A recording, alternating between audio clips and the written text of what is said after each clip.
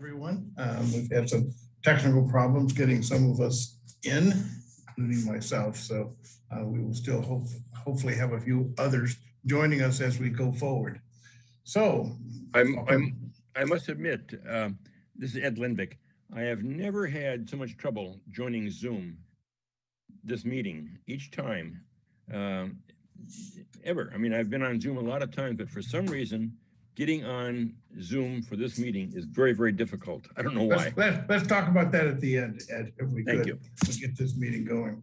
Okay, so I wanted to start by saying Happy New Year to everyone. I hope everyone, given the Omicron spread, is healthy at this time.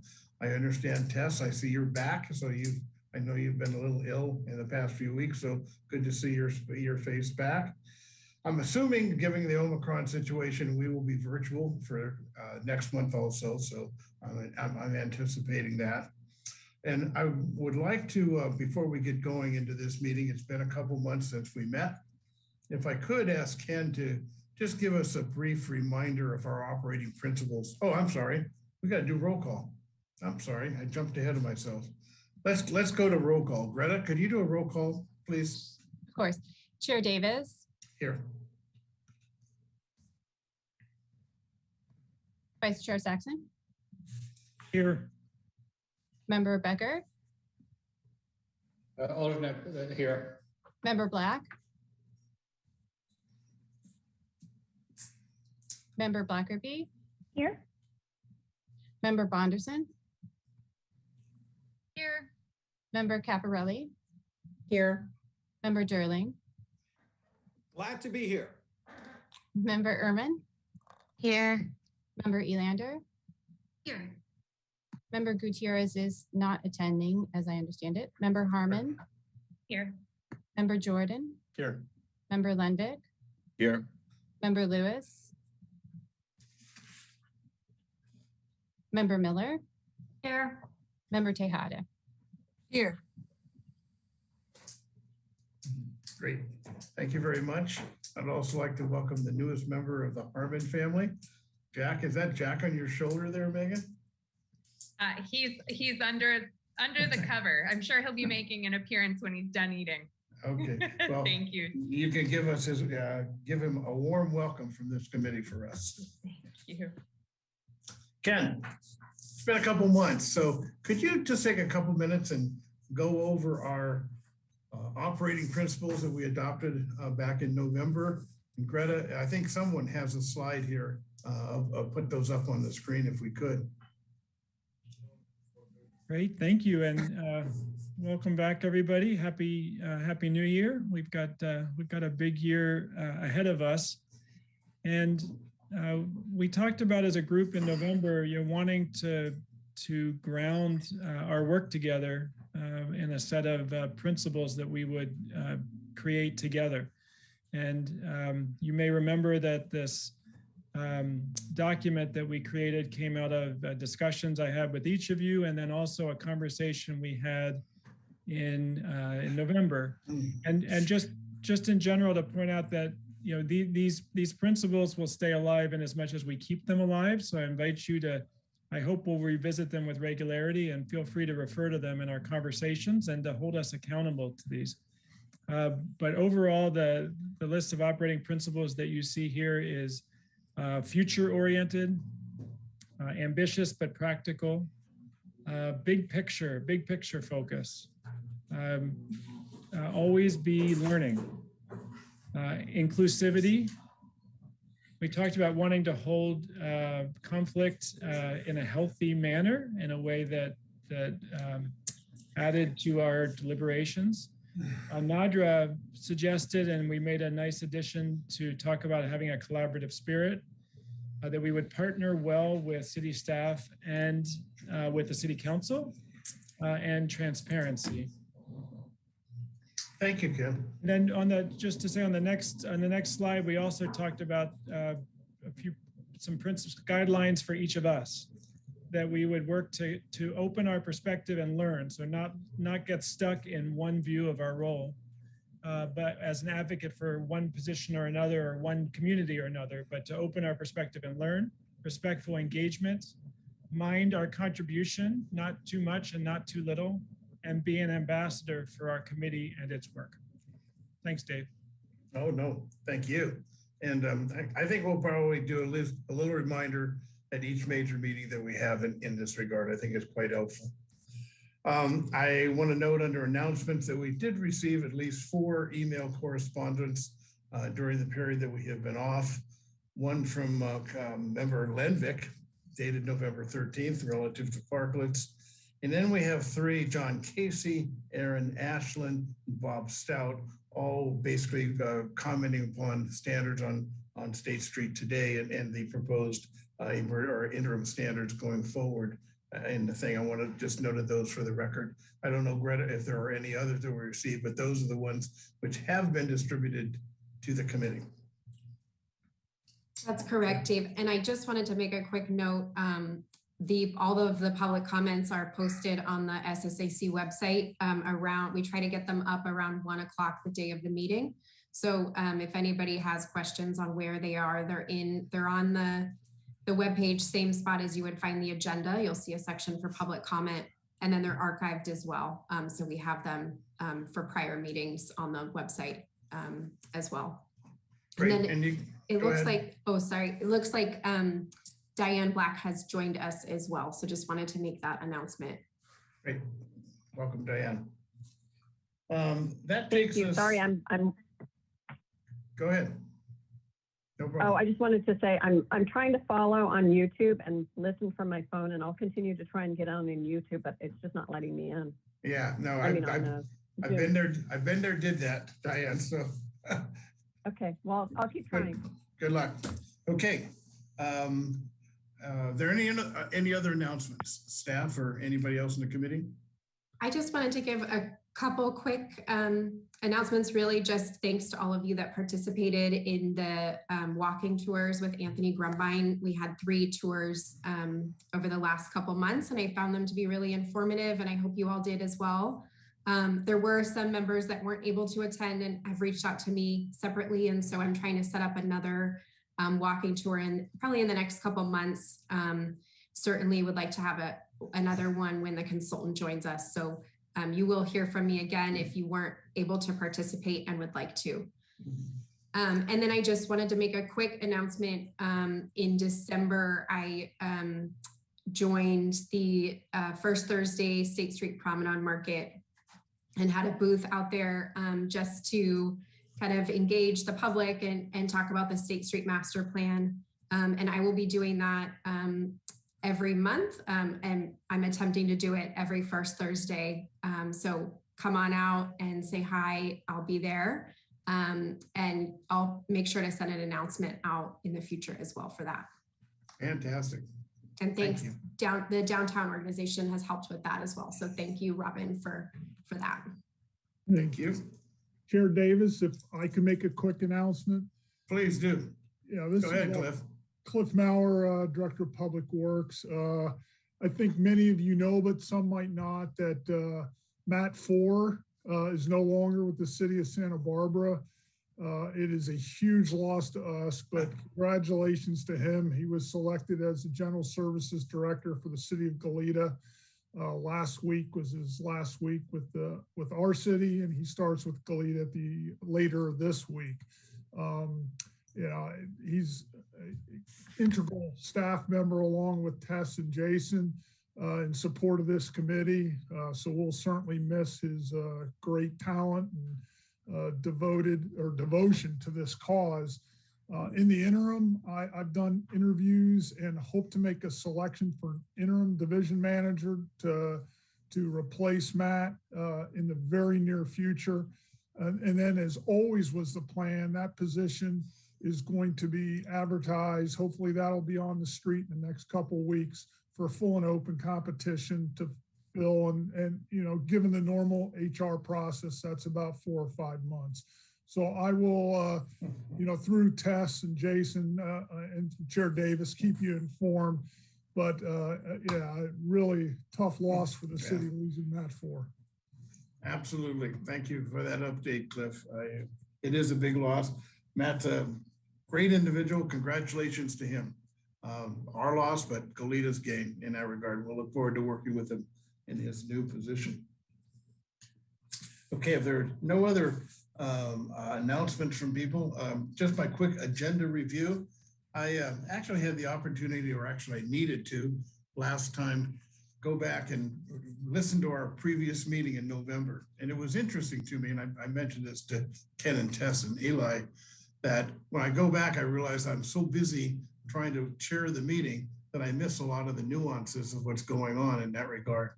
But I did hear two main things, right? The interim standards and operations, lots of comments relative to how we're moving forward. And then the 400 block, 400 block, 400 block, 400 block. I heard that loud and clear. So those two items are the main items under items B and C on our agenda today. Again, going back to Ken and our operating principles, our main purpose is looking forward, trying to develop the State Street Master Plan with a vision for the future. And to that degree, the RFP, RFQ process has begun, and Tess will cover that in terms of where we're at in our first item. And then lastly, we'll come back and talk about both our meeting times and our future agendas. And I'll just make an editorial comment. In most of these types of planning process, at least in my experience, you would have convened us at the time that you had hired a consultant and were doing the process, and we would have overseen that process. We actually got convened very early, and we do have the ability to make comments on the interim standards. But as I think you'll hear, that's really going to be handled up at council, possibly by an ad hoc council committee. On the RFQ, RFP standards, so there is lots of information that we will need to become educated about and all get on the same page as we go forward. And then item E, the potential agenda items. Staff has a fairly robust agenda for us going forward to fill in the time between now and the time that the master plan public process kicks off late spring, early summer. So let's see, we have first item down on the agenda, the approval of the minutes from the November 15th, 2021 meeting. Are there any comments or questions on the minutes from that meeting? Dave, this is Peter Lewis. Can you hear me? Yes, I can, Peter. So I've been listening in. I've had problems, still can't get on the Zoom, but I will be on my phone. And so I just want to clarify that I am in attendance for the roll call. Great. Thank you. Thank you, Peter, for weighing in there. And hopefully we'll either get it resolved and or stay where you're at. We can hear you loud and clear in that regard. Okay, do I have a motion to approve the minutes? I make a motion to approve. Mr. Durling? Who is the second? Hillary. Hillary is the second. Could we take a roll call vote on that, please? Greta? Yes, we have Member Black. Aye. Member Blackerby. Aye. Member Bonderson. Yes. Member Durling. I will vote yes as long as I'm called Roger, not Member Durling. Thank you, Roger. Member Ehrman. Yes. Member Elander. Yes. Member Gutierrez is not present. Member Harmon. Yes. Member Jordan. Yes. Hey, Mara. Member Lenvig. Yes. Member Lewis. Yes. Member Miller. Yes. Member Tejada. Yes. Chair Davis. Yes, and Michael Jordan, stop that. Vice Chair Saxon. Yes. Thank you. Okay, the minutes are approved. I will then go to general public comment. Greta, is there anyone who wishes to speak at this time under general public comment? And just as a reminder, I know we have a lot of attendees. This is general public comment, and then we also will have public comment after each agenda item. So if you have comments on the specific agenda items, you might want to wait and hold your comments until those items. Good clarification. Thank you, Tess.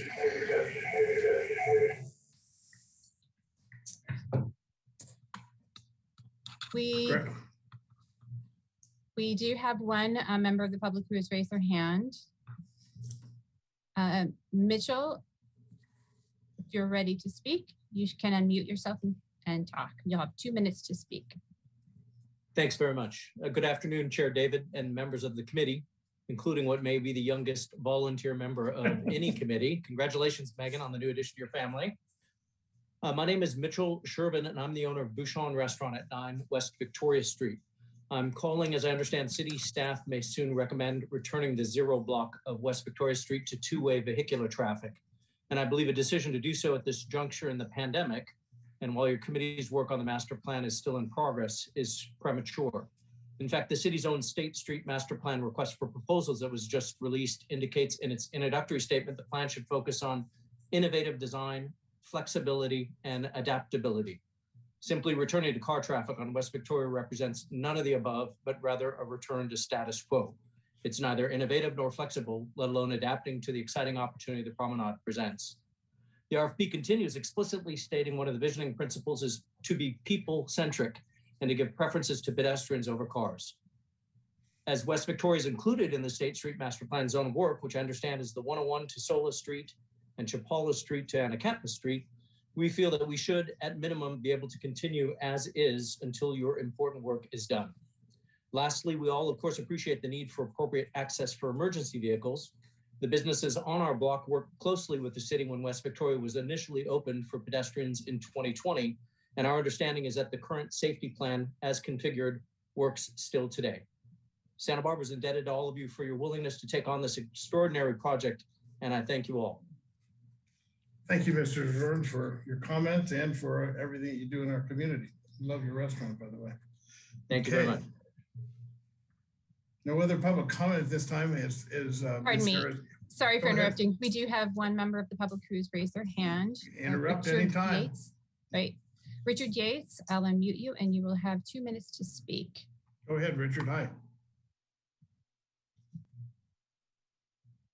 Can you all hear me? I sure can, Richard. Go ahead. Okay. I don't really have much to add to what Mitchell just said, but I wanted to express our thoughts as well on the 1300 block of State Street.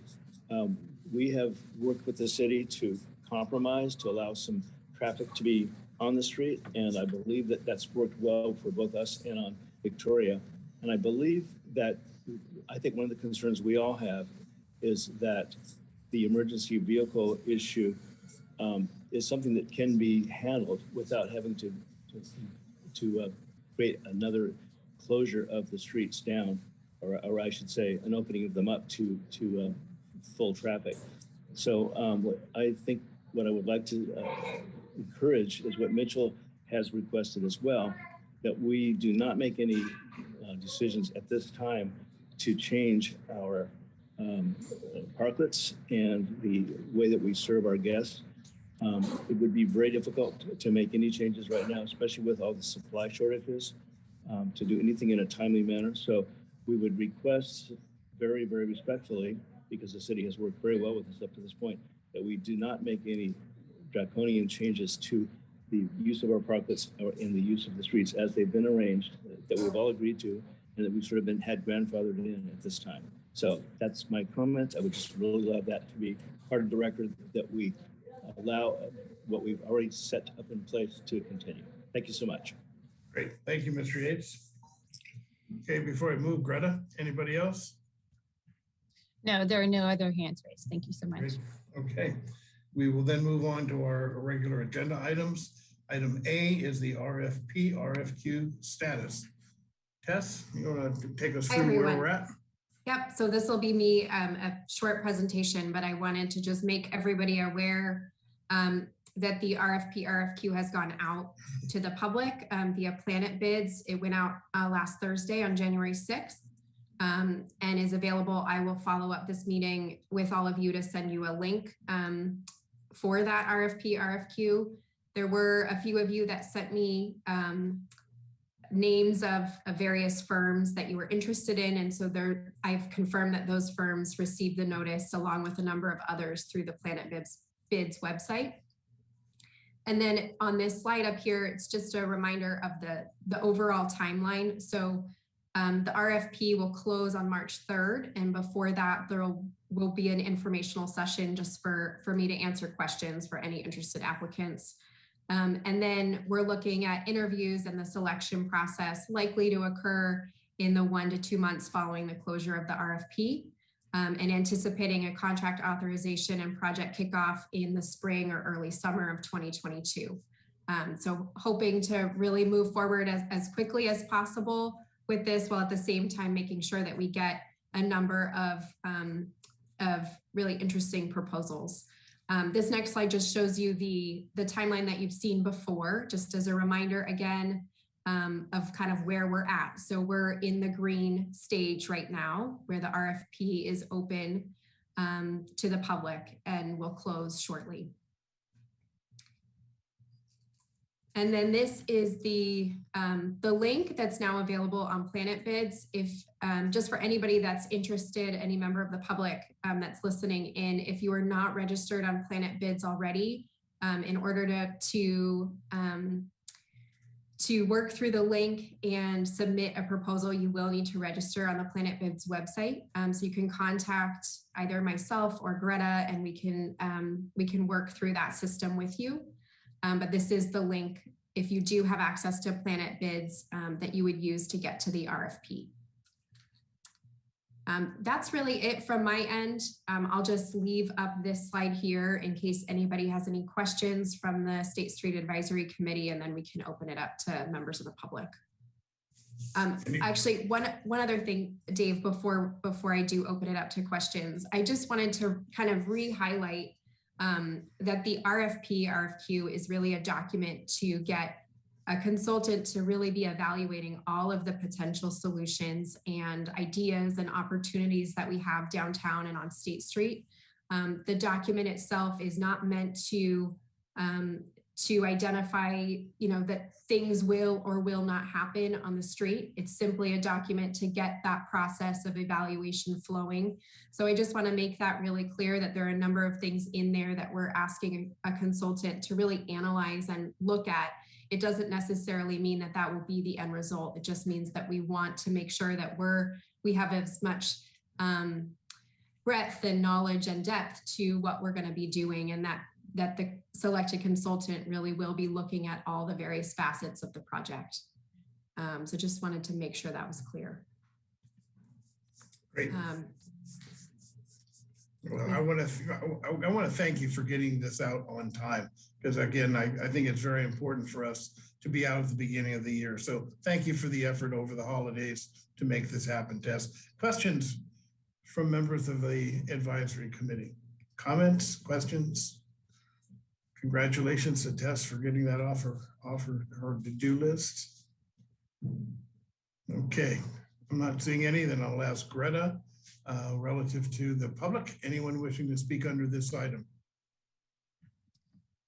Thank you. And just a reminder while we pull up the slide, if you'd like to make a comment, please use the raised hand icon.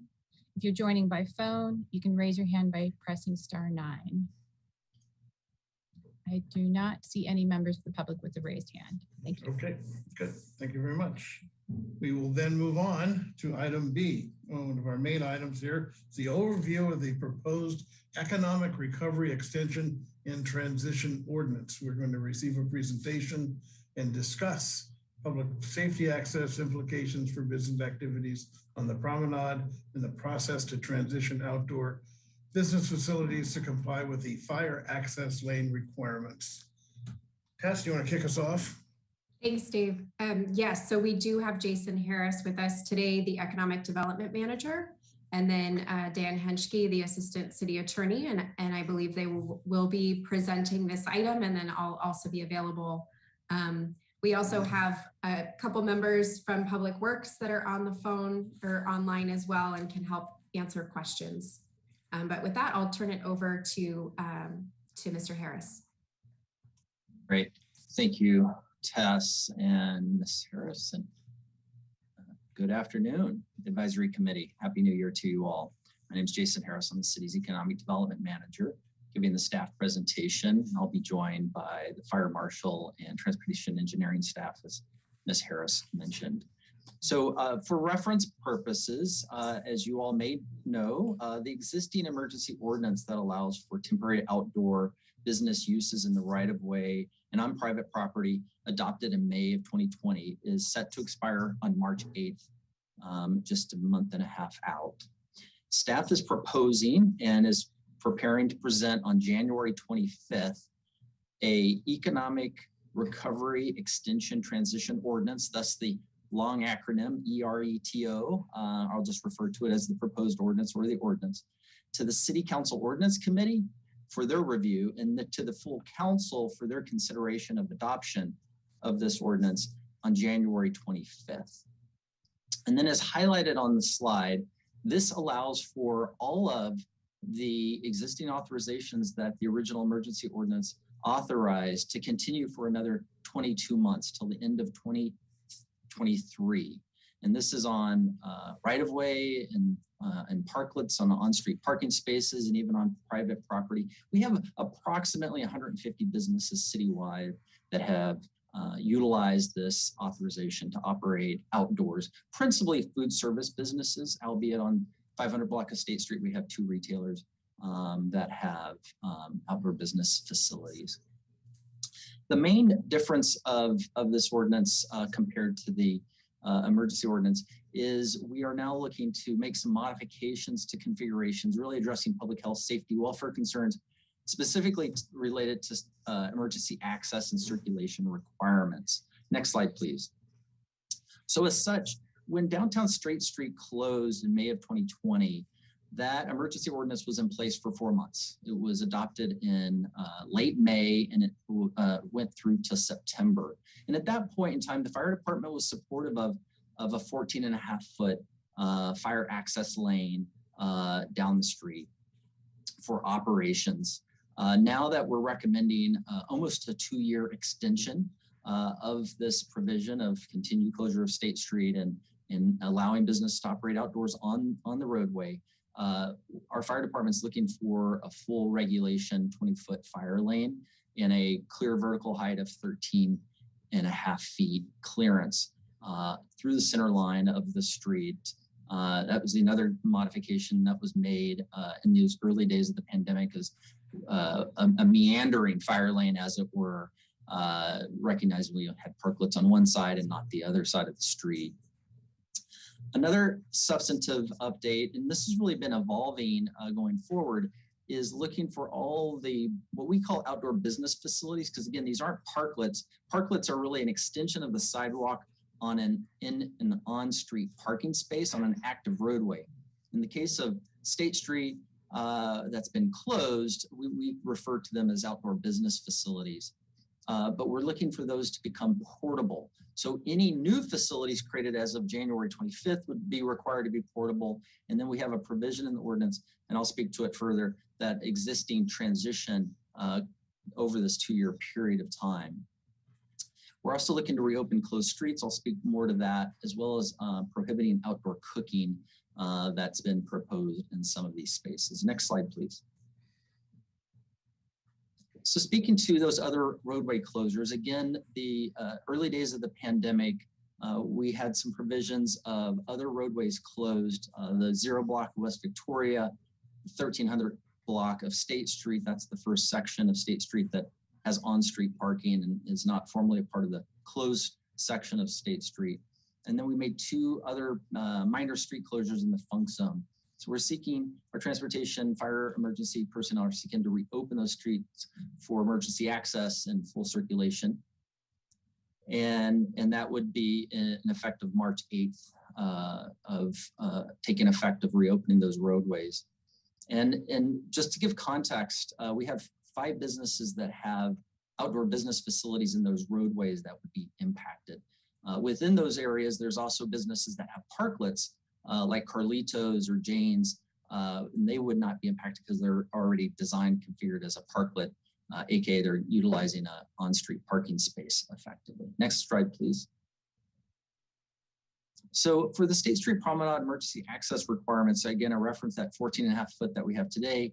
It's not compliant. There's actually an ordinance that requires a 20-foot fire lane, and we're looking to implement that beginning on March 8th. And then as I referenced as well, kind of down the center line of the street, a little more consistent and facilitating fire apparatus. You'll see some imagery illustrating the need for that. We have about 25 outdoor business facilities on the close portion of State Street that would be impacted by this. About the other half, because we have about 60, approximately 60 spaces, again, they come up and come down, so kind of a moving target, are already in kind of a portable configuration and either are not in this 20-foot fire access area or would be easily to be removed or moved back from that just because, again, it's, landscape planters or just a simple, picket fence type of arrangement that can be easily moved back. Next slide, please. So at this point, I'm going to invite our city's fire marshal to join and really speak to these next few slides. This being the first is an illustration of what this 20-foot fire lane looks like on a typical cross street. I'll give the parameters. Also have public works staff on the meeting today that can also join in and speak to this. But I'll just give the rough parameters again, so you see the 20-foot fire lane shaded in yellow, and then you'll see effectively what is shown as a setback area, about 9 feet through the beginning and end of that block. And then as the block narrows for the cross section or the crosswalk in the middle of the block, you can see where that pinches down to 6 feet. Any additions, Fire Marshal DiGilio, to add to that reference point? Thanks, Jason, and good afternoon, Chair Davis and committee members. As you can see, and as Jason pointed out earlier, the 14.5-foot clearance down State Street that we allowed in previous ordinances, it's actually not compliant to the code. We kind of felt like it was okay and did our good gesture under the emergency ordinance. And now that we're kind of shifting gears more toward an economic recovery ordinance, we would like to gain that 20-foot fire lane width back for emergency access. As you know, everybody here can have a good grasp of just how busy State Street can get. The current configuration works in some areas, it's not great in others. Time is money in our business, and the quicker and easier we can get access to State Street in case of an emergency, the better chances we have. Here's some great pictures to kind of illustrate my point.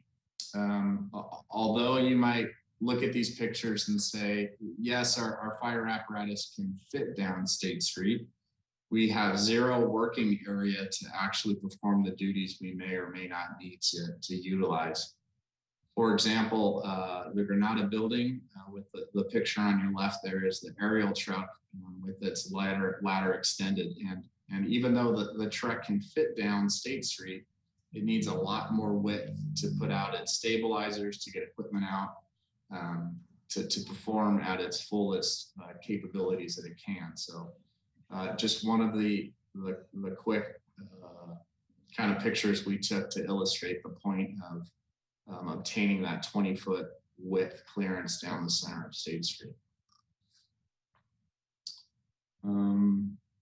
Here's a couple more pictures kind of illustrating the point. It takes a lot of room, and this is just one piece of equipment. Typical fire responses can have 4 to 5 pieces of apparatus, and it can grow from there. You couple that with the police department, ambulances that may need to respond, the area gets clogged really quick, and that just takes us more time and energy to perform the functions we might need for any kind of call. Thank you, Fire Marshal DiGilio. So I'll now transition and kind of speak to some of the other issues that we have been grappling with over the past year and a half with the promenade condition principally.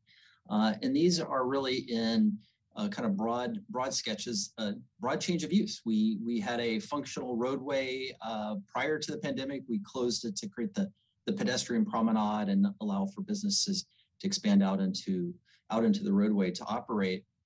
And almost the majority, 95% are food service businesses, serving food and drink. And we've been getting a pretty fair constant complaints of the cleanliness and the overall ambiance smells of the promenade. And a lot of that's driven to the limitations on cleaning. You'll see some imagery kind of speak into that.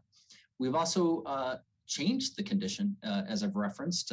We had bike lanes on the street and cars, but now we have no cars, but we have lots of other activity, multimodal transportation, as it were, of skateboarding and biking and walking and all things other than cars.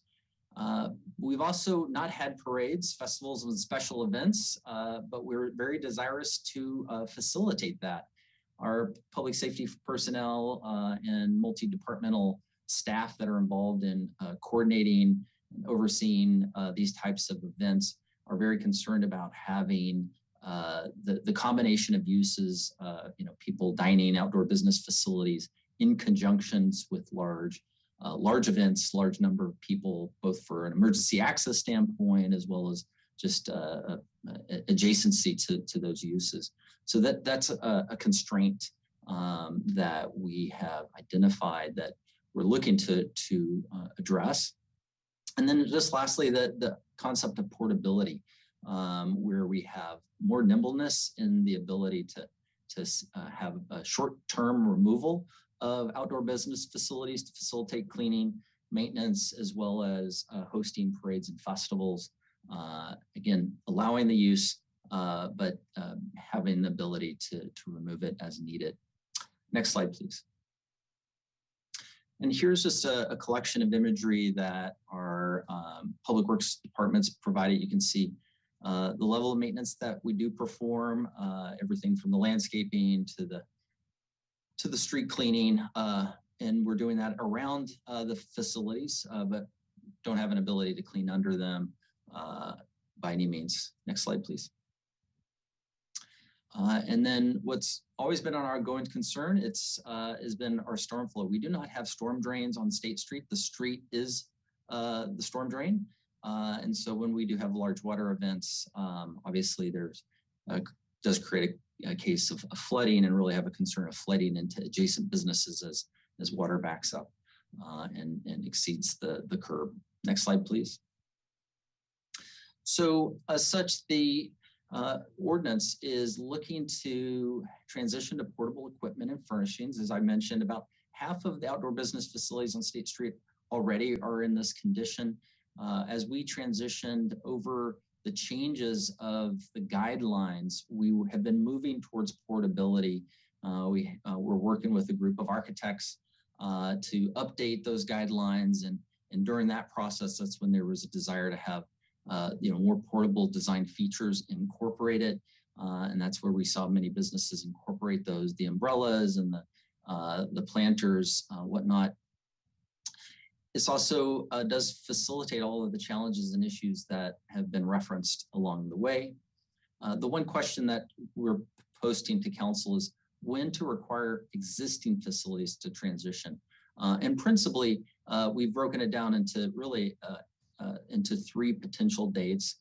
If we're looking to have events and parades in the summer, then we would need an earlier summer date. If we're looking to defer that into the fall, winter, we have a late 2022 date. And then our latest date out is in early 2023 to transition to portability. Next slide, please. And this just highlights kind of those time periods. So again, kind of reading across.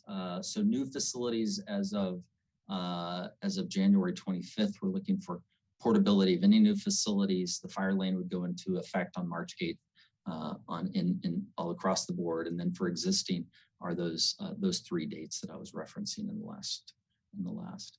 I'll end this really, I think, ends the presentation here. Obviously available for questions. I have a number of colleagues in the various operating departments that can speak to this. And I just make the broad remark that this advisory committee is focused on State Street, thus the reference to and the focus to State Street. But again, keep in mind that this emergency ordinance that's sunsetting in this proposed emergency or this proposed economic recovery ordinance is citywide. And we have about 150 businesses approximately across the city that have set up parklets and outdoor business facilities on private property. None of that is being impacted by this proposed ordinance, really just those approximate 30 businesses in those 3 areas that I've referenced. So with that, available for any questions. Okay, thank you, Jason. Thank you, Brian. We will open it up for questions from the committee. Diane? Yeah, Diane? Thank you. I'm just curious what's meant by portable. What would that look like then? And I'm just curious what it would look like.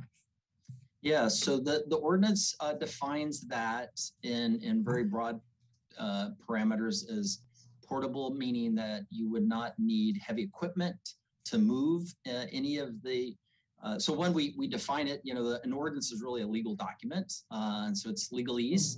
So we define these outdoor business facilities as being comprised of equipment and furnishings, and further defined portability in the ordinance as being able to be moved without the use of heavy equipment, being able to be moved in very short notice.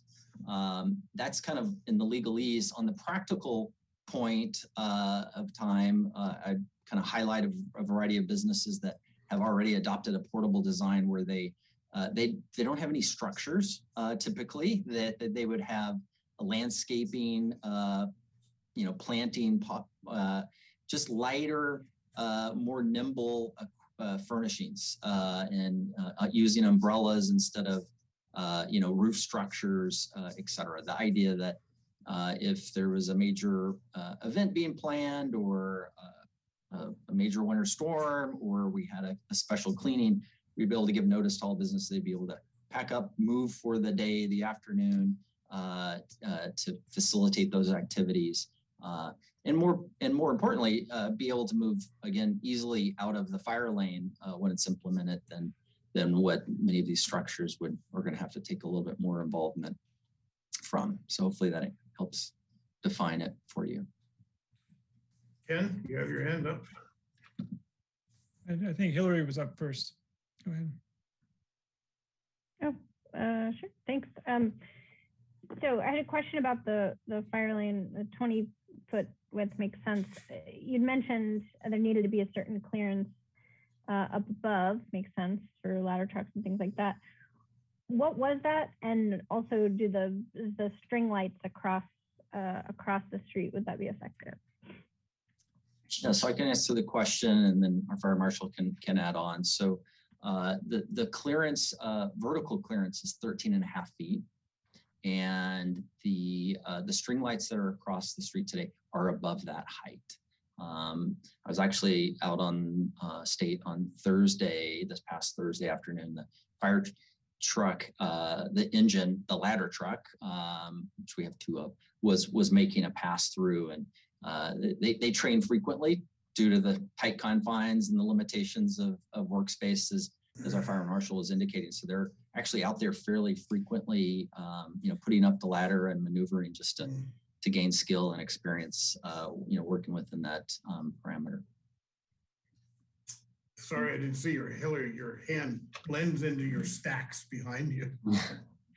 Ken, thanks for that update. Ken, go ahead. Thanks. Jason, I wanted to ask about the proposal to end the partial closures on the cross streets. Is the rationale for that purely a public safety rationale, or is there some other issues that are going on there that's a response to?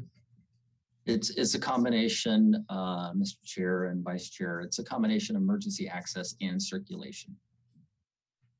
And can you speak more to the circulation challenges that you're experiencing? Well, there's 3 areas broadly, and I'll just define those. And I see our transportation engineer is also on this call, so he can join in if I I miscategorized. So each one's a little different. So in the funk zone, there were two streets that the roadway was closed on Helena at Cabrillo. That half of the roadway was closed to allow a outdoor business facility expand out to the midpoint of the street. So that street you can't go south on Helena. In a similar condition on Santa Barbara, where that street, and so cars just have to go around. So it's a fairly significant transportation issue and even a fire circulation of the ladder. We saw the photo. Next time I'll put a video up of the ladder truck. These trucks are so long and big that there's a second driver in the rear, and the rear wheels have their own radial access. I mean, that's the size and scope. So you can imagine navigating down some of these streets are fairly tight. West Victoria is another example of that. We initially closed the full block, allow those business. Again, it was 4-month closure for the initial emergency ordinance, and then we did a 6-month closure. These were always short-term closures, and fire came back and said, well, weren't these supposed to be short-term? Now we're going on a year and a half. And so you can imagine their dismay when we kept extending and extending. So when we came forward, now being the third time saying we're going to do almost a 2-year extension, like, okay, well, time out here. We need some operational capacity here. So we during that time we reopened a eastbound traveling on that West Victoria block, but due to again the accommodation to allow the business facilities to expand into the roadway, it was a meandering eastbound closure or eastbound roadway. Again, the fire apparatus, they have some difficulty, and then our circulation, that's again only eastbound, so we have no westbound functionality of the street. And then the 1300 block operates a little differently. There again, it was a full closure initially with the overall State Street closure, recognizing we just did not have the level of pedestrian activity as we did throughout, kind of reopened but modified the street. So southbound lane is closed on that block. You can only go northbound. And then we reconfigured the parallel parking on the west side of 1300 block of State. 3 businesses have outdoor business facilities. 2 of those are parklets, Carlitos and Jane's. So they're built into the on-street parking, parallel parking spaces that are there. And then there's one, Opal, that extends further out into the roadway. So that's, again, a circulation access issue. Other questions? Looks like Marge has her hand up. I can't see it. Marge, go ahead. Hi there. Yeah. Thank you. I have a comment, just sort of a general comment. I've had a lot of bar and restaurant owners on Lower State Street reach out to me. The timing for this is really difficult. People don't want to be indoors. With the Omicron situation, a lot of these restaurants are now back to where they were in 2021, early 2021, where people just don't want to be inside. And if they can't be outside, they'd rather not go. And so I think it's really important for us to, while I understand the need for public safety, I mean, Tess and I were on State Street when there was an incident on State Street and the fire and ambulance needed to get to these folks. And, we watched them maneuver and go and do that. So I understand the need for public safety, but this is almost at this point with the public health situation, the way that it is, that we need to almost go block by block. And it seems to me that there would be, March 8th is for many of these businesses who are just trying to conduct business and do the best they can.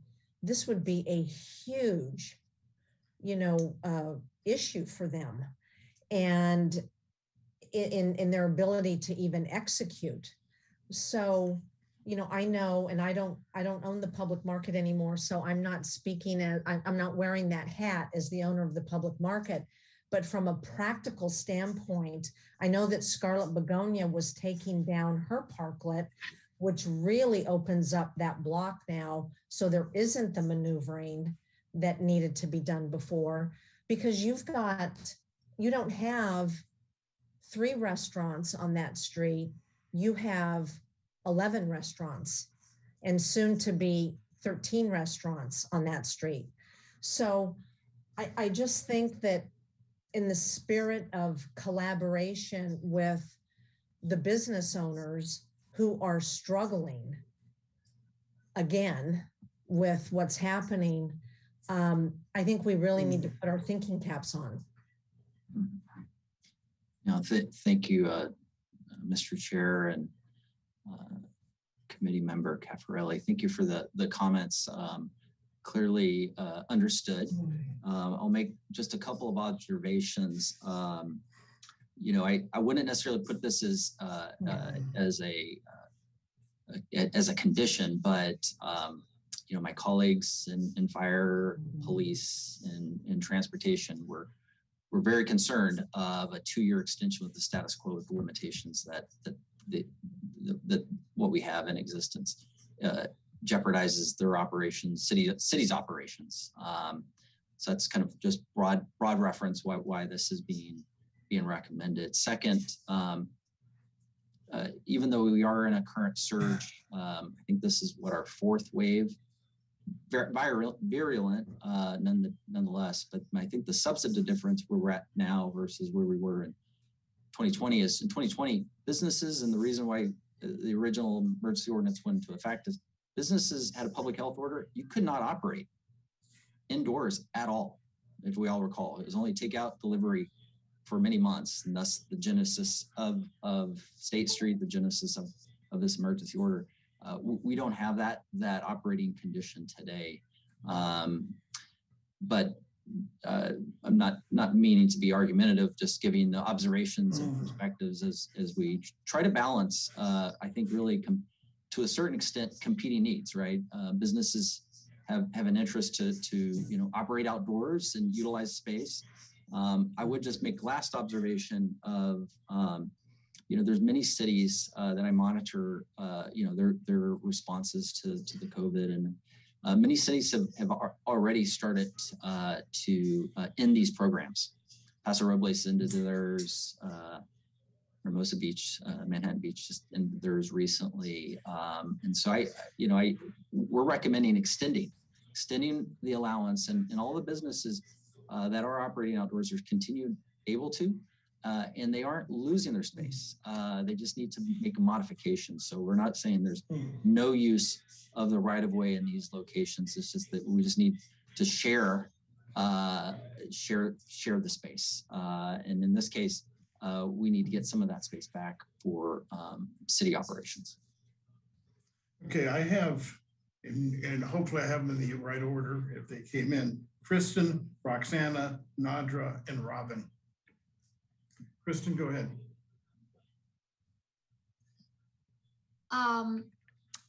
I appreciate what everybody has just contributed, and I guess I can't help but go back a little bit to the big picture. Well, first of all, on the small picture, I think some feedback and conversations with the businesses. We seem to have a lot of good information here about what's needed from the city and public safety, which is, of course, hugely important. But to Marge's comment about the timing, if maybe we had just a little bit more time to reach out to the businesses themselves and get some feedback on I like what somebody said, put their thinking cap on about, best ways to accommodate this. But for our role in the committee here, I just can't help but go back to the big picture. You remember in the beginning, and even when we were going out to this RFP, we were looking at these pictures and concepts of creating a sense of place and downtowns. And I think that's where we're headed, to something that is more permanent and has a lot more emphasis on pedestrian. And I understand that when we get there, there will be an accommodation for public safety and right of way in what we come up with.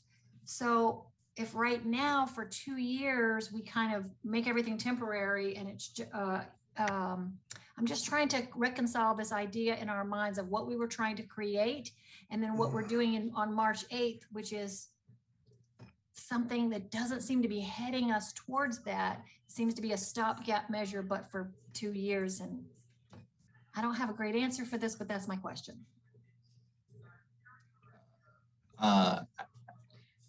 Mr. Chair, Committee Member Miller, can you repeat? I didn't hear a question. I just heard a statement. If I could just say what I thought I heard, Kristen, you correct me. Kristen's comment was like, we have the big picture where we're going to be going long term, and we'll be able to accommodate everything we've talked about, public safety, et cetera, et cetera. The question is,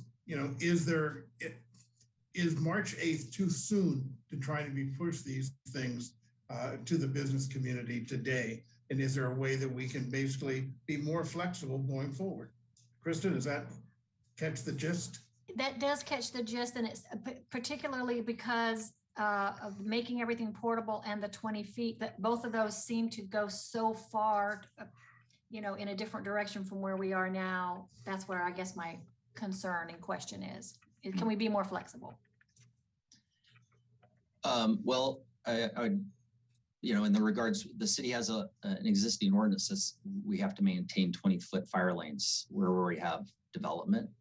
So we either need to modify that ordinance, which I'm not sure our fire department would support, recommend decreasing the width of accessible fire lanes, anywhere in the city, right? La Cumbre Plaza has to have 20-foot fire lane to access, the subdivision development there.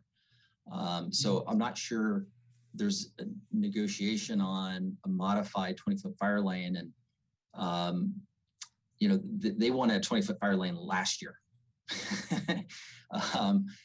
So deferring it out, another 2 years, I'm not sure that's necessarily feasible. But ultimately, this is a city council, question. This is the staff recommendation and the parameters of the ordinance. This is great feedback and input. And then the date, I think is a question. It's this trade-off of, what amount of continued deferring of public safety and circulation access is the city willing to compromise on, recognizing it's been in place since May of 2020, thereabouts. Yeah, and Jason, if I could just kind of summarize where you guys are. Portability being the overarching issue here. 1, for public safety, which can't be compromised, number 1, I believe. 2, for cleaning. 3, for stormwater.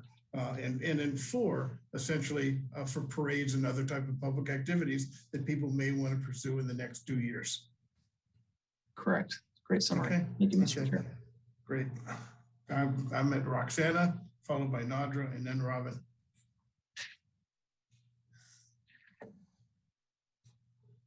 Roxana.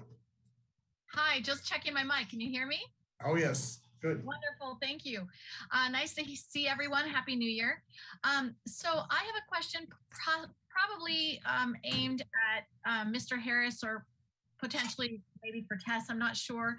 I wanted to be really clear on our expectation today, what you're expecting from us as a committee. Are we providing specific recommendations in response to Jason's presentation, or is this more informational based on our scope of work? I want to be really clear what the ending outcome of this item is today. What do you need from us? How should we be preparing? Yeah, that's a great comment, Roxana. So the agenda item is really for the presentation and for the discussion that we're having. So I'm taking notes right now on all the comments that we're getting from the committee members, but there is no recommendation that staff's asking for today for this ordinance. Just as so, everybody's aware of what's ahead. The ordinance is going before council on January 25th. And so that's another time, for the public to certainly get involved and make their voices heard. And if this committee would like to join in during that meeting as well, you're more than welcome to. And so that's kind of where we are, but we did want to, because we've come to this committee previously with a prior version of the ordinance and things have shifted and we have some more information, we did want to come back and provide an updated draft and have this conversation, just recognizing that it is a change for businesses on State Street and around the downtown area. Thank you so much, Tess. And so if that's the case, I'll just chime in here with my thoughts on recommendation. I am in agreement that considering the new variant of COVID and all the impact that it's putting on downtown, if there is any possible way to slow down the effort so that these big changes don't come immediately, and it helps in any way to lessen the financial burden, I would support that. But I also understand that legally we do have steps that are keeping us on a timeline. So thank you. Great. Thanks, Roxana. I'm at Nadra. Yes. Then Robin. Thank Go you. ahead. Thank you, Chair Davis. So my question, and just in the observation from the information we've been given thus far, it appears that there's been outreach from the community in terms of the burden that this change would present to business owners and the area, but at the same time understanding that this is a safety concern that needs to be addressed and has been pushed back for quite some time now. I have two questions around this issue in terms of, one is the portability aspect, because with the idea of this being portable, I know with Santa Barbara, we also have a lot of aesthetics that are involved and design in terms of how certain items are laid out. So what kind of aesthetic requirements would the portable equipment and need in that respect? And two, will there be any, because of the burdens that this will present for business owners, and we talked about the variant and the timing, are there going to be any additional resources for businesses to be able to comply with this ordinance and the time that was specified? Yeah, so great questions, Mr. Chair and Committee Member Ehrman. So portability, the concept of portability is not necessarily directly attached to any design guideline consideration. We do have design guidelines for State Street existing, and I don't think there's an intent to add to those. If anything, staff is preparing to republish those based upon the council direction and or adoption of this ordinance to really pull back or remove some of the detailed description in those and pare those back. So that, I think, responds to the portability and design question. The secondary piece is, I think I just heard that by Committee Member Anderson as well. I'm hearing a suggestion come from this body of looking for resources to assist businesses. There currently is no funding budget identified to support business and their costs associated to this, but that I think is a suggestion for consideration. Great. Thank you. Thank and you. We'll go to Robin, and that will be followed by Ed Lindvik. Robin, please. Thank you. I really appreciate all the comments that have been made here. I think there's a lot to think about. I'm really disappointed by the fact that we didn't start off with a 20-foot, because then businesses would have had an opportunity to build to that. So not that we can go back in time, but I do want us to take a pause here to think about what other types of things that we're going to be potentially implementing over time that's going to make businesses change and change again. Because, you know, a lot of these businesses put $20,000 plus into their design spaces. And then, you know, down the way, sometime we're also going to create a situation where they have to comply to new design standards. They're going to have to buy something to make it portable when we don't have specific design standards. And then we're going to have to do something else as, you know, we go, and you can kind of see where I'm going. Particularly right now, there's staff shortages. There's significant money that needs to be put into making these changes.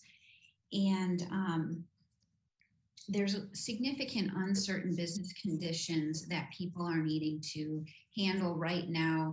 And we have to think about, as a committee, I would suggest just how we can navigate how to handle and support businesses during these times when they're operating under such uncertainty. And these changes, although they add a lot of opportunity to do outdoor dining for the next 2 years, they also add significant uncertainty. And so I'm trying to find kind of how we can do some happy medium here. Also, in terms of the timing of portability, just bringing up the point of parades. There are some parades that are more than happy to move to different locations. We want to share that in regards to solstice in terms of the different timing of portability. The Solstice Parade is one of the few parades in town that has a lot of flexibility in terms of walking aspects as well as size of float. It can be quite small, as wide as only 6 feet or so. And so there is opportunity to leave things as they are to navigate around that, particularly for this upcoming June. So that's something to consider. Not every parade has the same ability to do that, but I just wanted to say that if we work with local parade organizers, they can adapt and work with the conditions in most cases. We could put in things like bleachers or other things to help with putting people in places that make more sense than others, and making sure that those outdoor dining spaces are available during parades would help businesses to increase their economic vitality during that time. Having them to take it off the streets is really pitting parades against business, and that's really something we don't want to do, in my opinion. So those are my comments. I know there's a lot to think about, and of course we want to have great public safety, so just trying to navigate how we can do this collectively. Thank you. Great, thank you. Ed, I'm going to make you the last speaker unless somebody jumps in real quickly, because we're really behind trying to get to the last item and get out of here at a reasonable time. So Ed Lendvik, please go ahead. Yeah, thank you, Dave. I won't be long. I have a couple of, or maybe one question that staff can think about, and we should think about as well. I think this idea of 2 years is not realistic from the standpoint of when construction would start, for instance. I think that there's, maybe 4 or 5 years before we'll see construction start. And I think we've got to be honest with ourselves, and the staff has to be honest with us and the city council when they talk about a 2-year extension to what we currently have, safety and so on and so forth, aesthetics. I think that we really should look at State Street and its continuation, not only from the safety standpoint, but from the aesthetic standpoint. And I think that a lot of what we see now, particularly in the 400 or 500 blocks, so on and so forth, is not very pretty. And it's raw wood, it's not painted, and it's not Santa Barbara. And I think there's got to be an effort made to get closer to what Santa Barbara is with our temporary structures. And finally, I think there's been a disservice by a number of the outside restaurants or whatever, in that they have turned their back on the promenade. I mean, if you were to look at at a number of them, they're fully enclosed, and daytime and nighttime, their back has been turned on the promenade, and I don't think that was the intent. If you look at what was done down on Cabrillo Boulevard with the restaurant that's on East Cabrillo Boulevard, I call it Sambo's because I don't remember what the new name is, but that's a large facility, and it's covered with umbrellas, and it is inviting at all times of the day. So my concern is time in 2 years, and I think we've got to look at what we do today from the standpoint that it'll be here a lot longer than 2 years. Thank you. Great. We've heard a lot of great comments from the committee, which staff will obviously take up, and council members here have heard to take up to their discussion coming up on the 25th. I'm going to ask Greta whether there's anyone who wishes to speak under public comment on this item at this time. Thank you. Just a reminder, if you wish to make a public comment, click the hand icon once, and I'll give you 2 minutes to speak. And if you happen to be calling by phone, please press *9 to raise your hand. And let me just check my panel again. We do have 2 attendees who have raised their hand. Richard Yates, I will unmute you and you will have 2 minutes to speak. Okay, everybody can hear me? Yes, I can. Thanks, Richard. Thank you so Hi. much. Richard from Opal Restaurant. I appreciate all the thoughtfulness of all the comments I've heard so far. Having listened to so much, I would think one of the important points we should be thinking about is the portability versus the permanence of the promenade. I think if when we're to do a survey of the town folk, I think 90%, well, that might be high, but I'd say at least 80% of the people that we consistently see really love having the outside dining as being part of their experience. I think it's good for the town, not just for restaurants, not just for us, but I think it's good for the vibrancy of State Street. And I think it's a solution to the sort of decline of State Street that we've seen over the last 15 years. I think it's the first thing that we've done that's really raised Santa Barbara to what it should be in terms of not only a visitor destination, but also something for the town folk to enjoy. And so I think what I would suggest, and again, not just from a restaurant perspective, because I think we have to also be thoughtful of retail and making sure that everybody benefits from this, but I believe it's really benefited the town. And when we talk about portability versus permanence, part of the problem for us as operators, and what happened last time that there were some guidelines proposed, was that our needs as business operators were not taken into account. It was strictly done from a aesthetic perspective. And as beautiful it is to have portability and umbrellas and all that sort of stuff, umbrellas aren't very practical in a lot of cases if there's any kind of wind. And if we were to do this year round, which actually California is one of the places where we can have year round dining outside and make it be a feature of our town and of our area, then it needs to also be able to be something that we can appreciate and do successfully pretty close to year round. And I believe that having a more sheltering environment is part of what's really important. And that requires a little more permanence to the structures rather than just be something that can be picked up. So I would suggest that we start thinking in terms of a more permanent promenade, and that the advisory committee think about how we can envision State Street being more permanently closed and being designed in a way so that safety is brought into account and all the other issues that are important. But let's don't throw the baby out with the bathwater. Let's actually think about how we can do this well, not find all the reasons we can't do it. That's all I have to say. Thank you.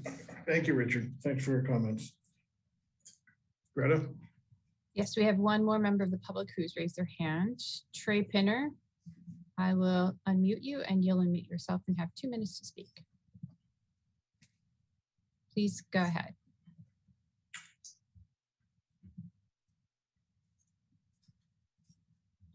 All right. Can you hear me okay now? Yes, sir. Go ahead. Okay. Great. Good evening, everybody. And again, wishes for Happy New Year to everybody. My name is Trey Pinner, and I serve as the chair of the Downtown Parking Committee for the City of Santa Barbara. And I've been listening to all your meetings since the beginning. So I appreciate all the great work you guys are doing and digging into all the issues. I wanted to just share a comment that hasn't been addressed yet, and I know this item will be going to council for their review. And I know this is happening in other cities, but is to address the issue potentially of cost associated with the areas that the businesses are now using in the public right-of-ways.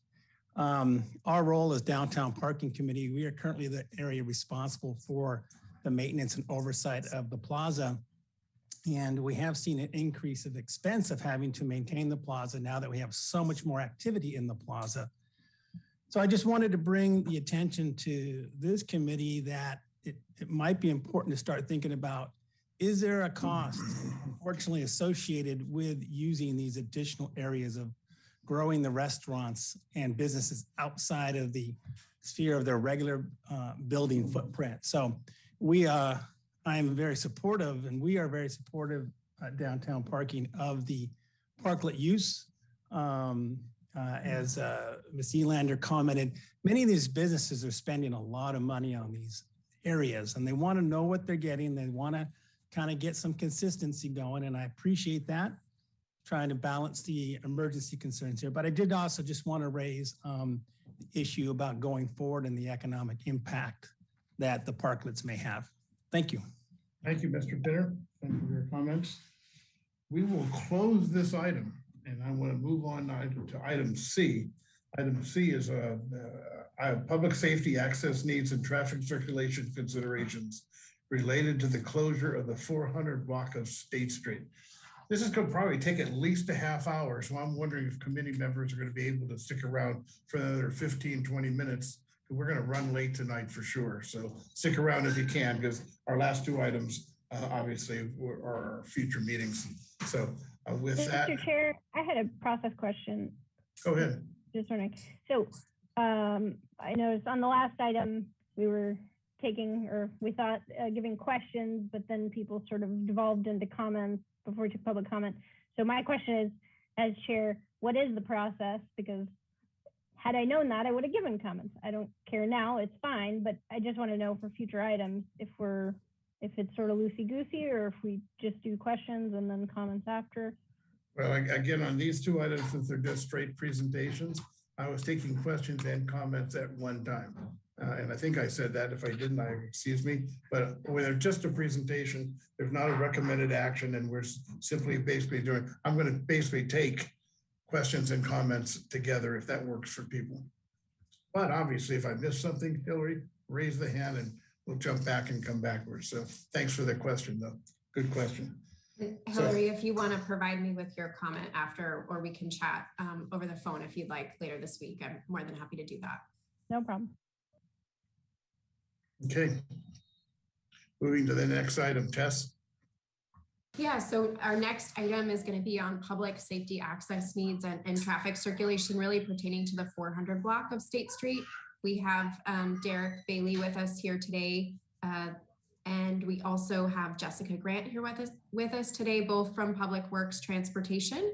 And they'll be providing a brief overview for all of us on some of the various issues that exist for transportation, and particularly issues that exist when we're talking about the 400 block. So with that, I'll pass it over to Derek. Thanks very much, Tess. Good evening, everyone. My name is Derek Bailey. I'm with the Public Works Department and the Traffic Engineering Group. And the purpose of us being here this evening is to discuss the 400 block of State Street. And since the promenade was closed last year, there have been discussions to also close the 400 block. That's that block between Gutierrez and Haley Street. The 400 block is a little more complicated than the blocks further up State Street because it plays a more important role in overall circulation because it's so close to the State Street underpass. And there are also concerns from our emergency responders.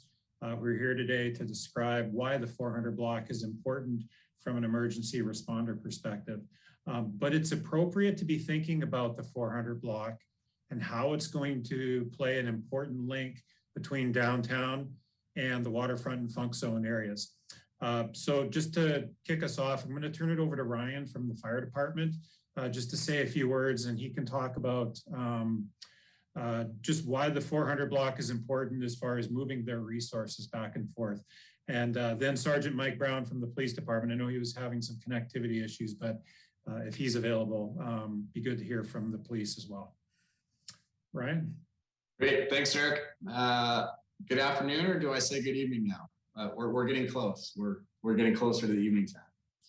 I have listened briefly of some of your past meetings regarding the 400 block and the idea of possibly closing the 400 block of state as well. I think Derek has some slides he might get into a little bit later in his presentation, but basically the 400 block of state is actually crucial for us to remain open. And the reason why is we just don't have that many arteries that get from downtown to the waterfront. Closing that 400 block would limit our access down to the waterfront portions and the funk zone and the very extreme lower part of State Street. The city fire department and the stations within the department are geographically laid out in a certain pattern. There is a rhyme and reason for why fire stations are located where they are. That being said, it gives us response times of under 5 minutes and most often under 4 minutes to get around the entire city. So by closing the 400 block of state, we're actually closing a main artery to allow our apparatus to get down to the waterfront area, therefore extending our response times. Not unlike the promenade and making that area wider, closing the 400 block of state would actually just kind of close that whole artery and would really hamper our response times to getting down to the lower portions of the city. So hopefully that gives you a little better idea of why keeping that section of State Street open is critical to us. Yes, we can drive, the wrong way on streets. Yes, we can drive through red lights with our lights and sirens, but if we don't have the actual physical road available for us to get down to the beachfront area, it really hampers our efforts.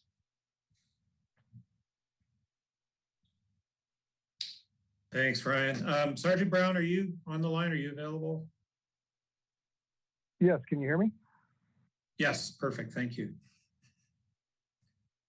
Hi, I'm Mike Brown, Summer Police Department, and I would just like to echo what Fire just said, is that, the 400 block is crucial for the artery between the beachside and downtown area, where the fire department has, stations in different areas of the location. We have one station and with officers roving all over the city.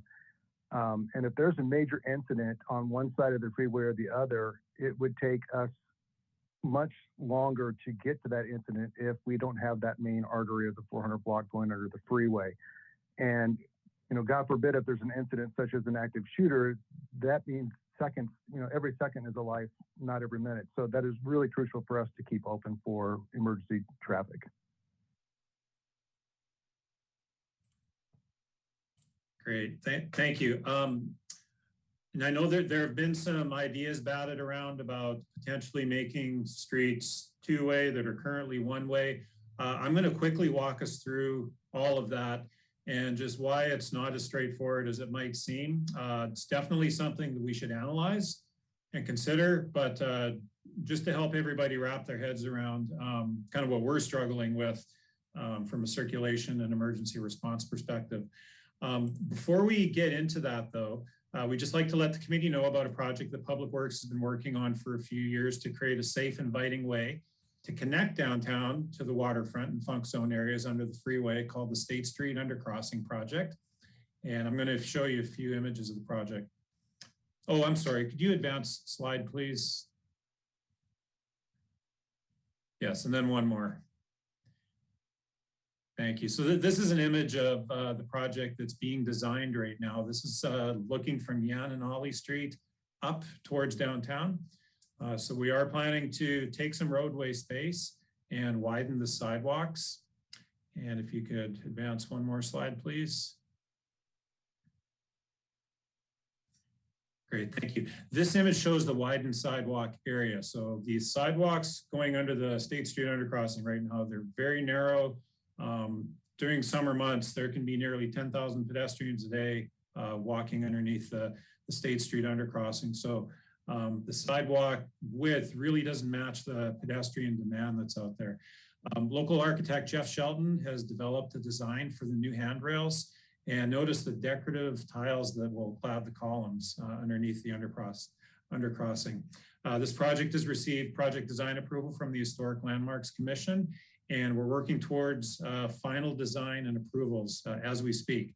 And construction should begin sometime in the second half of this calendar year. Next slide, please. Okay, so let's dive into the circulation importance of the 400 block. And to do that, let's go back and look at the historic grid configuration. You can see in this image here how the grid used to exist in the late 1980s before the traffic signals were removed from Highway 101 and the underpass was built. Look from the left of the screen, that's Chapala Street, and then State Street, Anacapa Street, and Santa Barbara Street. All four streets connected across Highway 101. Next slide, please. So when the underpass was completed in 1991, Chapala, Anacapa, and Santa Barbara Street were cut off, leaving State Street the only street going through. Next slide, please. And so the effect of closing those streets is that all the traffic is concentrated through the underpass. So the traffic that used to be spread out across four streets is now concentrated through this one location. And that means the connections on either side of the underpass are very important to function well in order for circulation to work. Next slide, please. So we're going to be evaluating whether or not closing the 400 block is possible. And the way we're going to do that, the first step is going to be to evaluate the potential changes and understand what the future traffic is going to look like. Now, future traffic will be the existing traffic volumes plus the new traffic. Factors affecting how much new traffic will include the Highway 101 widening and new developments in the area. Highway 101 widening will remove the bottleneck coming from the south and allow a higher concentration of traffic to come up to Santa Barbara and circulate on our streets. And then new development, such as downtown housing or commercial, that typically generates new traffic. Next slide, please. So once we have an idea of what the future traffic volumes and demands are going to be on our streets, then what we'll have to do is to evaluate the street network to see if it can accommodate those changes. So I'm going to quickly walk through some of the challenges with closing the 400 block and the things that are going to have to be analyzed. And we'll start by looking at the northbound movements. So coming up from the Funk Zone and the waterfront into downtown. So you can see here that this graphic shows the major northbound movements. You can see right in the center of the screen, that's the State Street and Gutierrez intersection. So you can either go straight up State Street or turn left and go towards Chapala Street. Some traffic, if you go up State Street, a lot of traffic will then turn right to go onto Haley, or traffic that turns left to go towards Chapala and then up Chapala Street. Next slide, please. So if the 400 block is closed, the movements in red are the ones that will cease to exist. Next slide, please. So you can see the arrows, the green arrows got a little bit larger there, and that just shows that the traffic volumes that are going to have to make those movements to go over towards Chapala Street, they're going to get busier. Next slide, please. Okay, so this is looking specifically at the Chapala Gutierrez intersection. So if the 400 block closes and we're sending more traffic west on Gutierrez towards Chapala Street, this is the major movement that we expect to get busier. And notice the lane configuration on Gutierrez Street right now. There's two lanes, one to turn right, and the leftmost lane is to go straight or turn left. Next slide, please. So as it exists today, this is a busy intersection, and that right turn movement to go up Chapala Street operates at capacity during certain times of the day. So if we add more traffic to that movement, it'll just increase the length of the queue. We're already at capacity. So that means if we send more traffic down that direction, because if the 400 block is closed, we're going to have to make capacity improvements to this intersection. So if we can just back up the slide, and there we go. Okay, so just back to this slide and just seeing these movements that will be eliminated. And next slide, please. Okay, so one possible way to send less traffic west on Gutierrez towards Chapala Street is to make Gutierrez a two-way street and Anacapa a two-way street. Making Gutierrez a two-way street also has some challenges though, and they'll have to be analyzed in further detail, and I'll talk about that in a minute. And we're also thinking about Anacapa Street as a two-way street. And Anacapa Street actually makes a lot of sense to improve circulation, and we're planning to move forward with that. That's going to improve the circulation to that area east of State Street. So council members that are on the committee, we'll be bringing an ordinance to you sometime in the spring to change Anacapa Street to a two-way street. So that part's moving forward, but Gutierrez Street's going to require some more thought. Next slide, please. Okay, so now let's look at the major movements going south towards the waterfront. So one major movement is turning right off of Haley Street and then going down State Street towards the Funk Zone. Next slide, please. And the other major movement is coming down Anacapa towards Gutierrez Street and then turning right on, or left on Gutierrez Street. So those are the movements that are feeding into southbound State Street going under the undercrossing. Next slide, please. So if the 400 block is closed, those movements in red are the ones that will be cut off. Next slide, please. And this just shows some of the movements that will get busier. The larger arrows indicate the movements that will get busier. One way to possibly mitigate this is, again, turn Gutierrez Street into a two-way street. But there's some trade-offs with that. Next slide, please. Okay, so back to the Chapala Gutierrez intersection. And remember, this intersection is going to get busier because of the northbound movements getting cut off. And there's the queues that we know happen there right now. Next slide, please. So if we make Gutierrez Street a two-way street, that southbound left turn movement is something that we have to introduce to the intersection.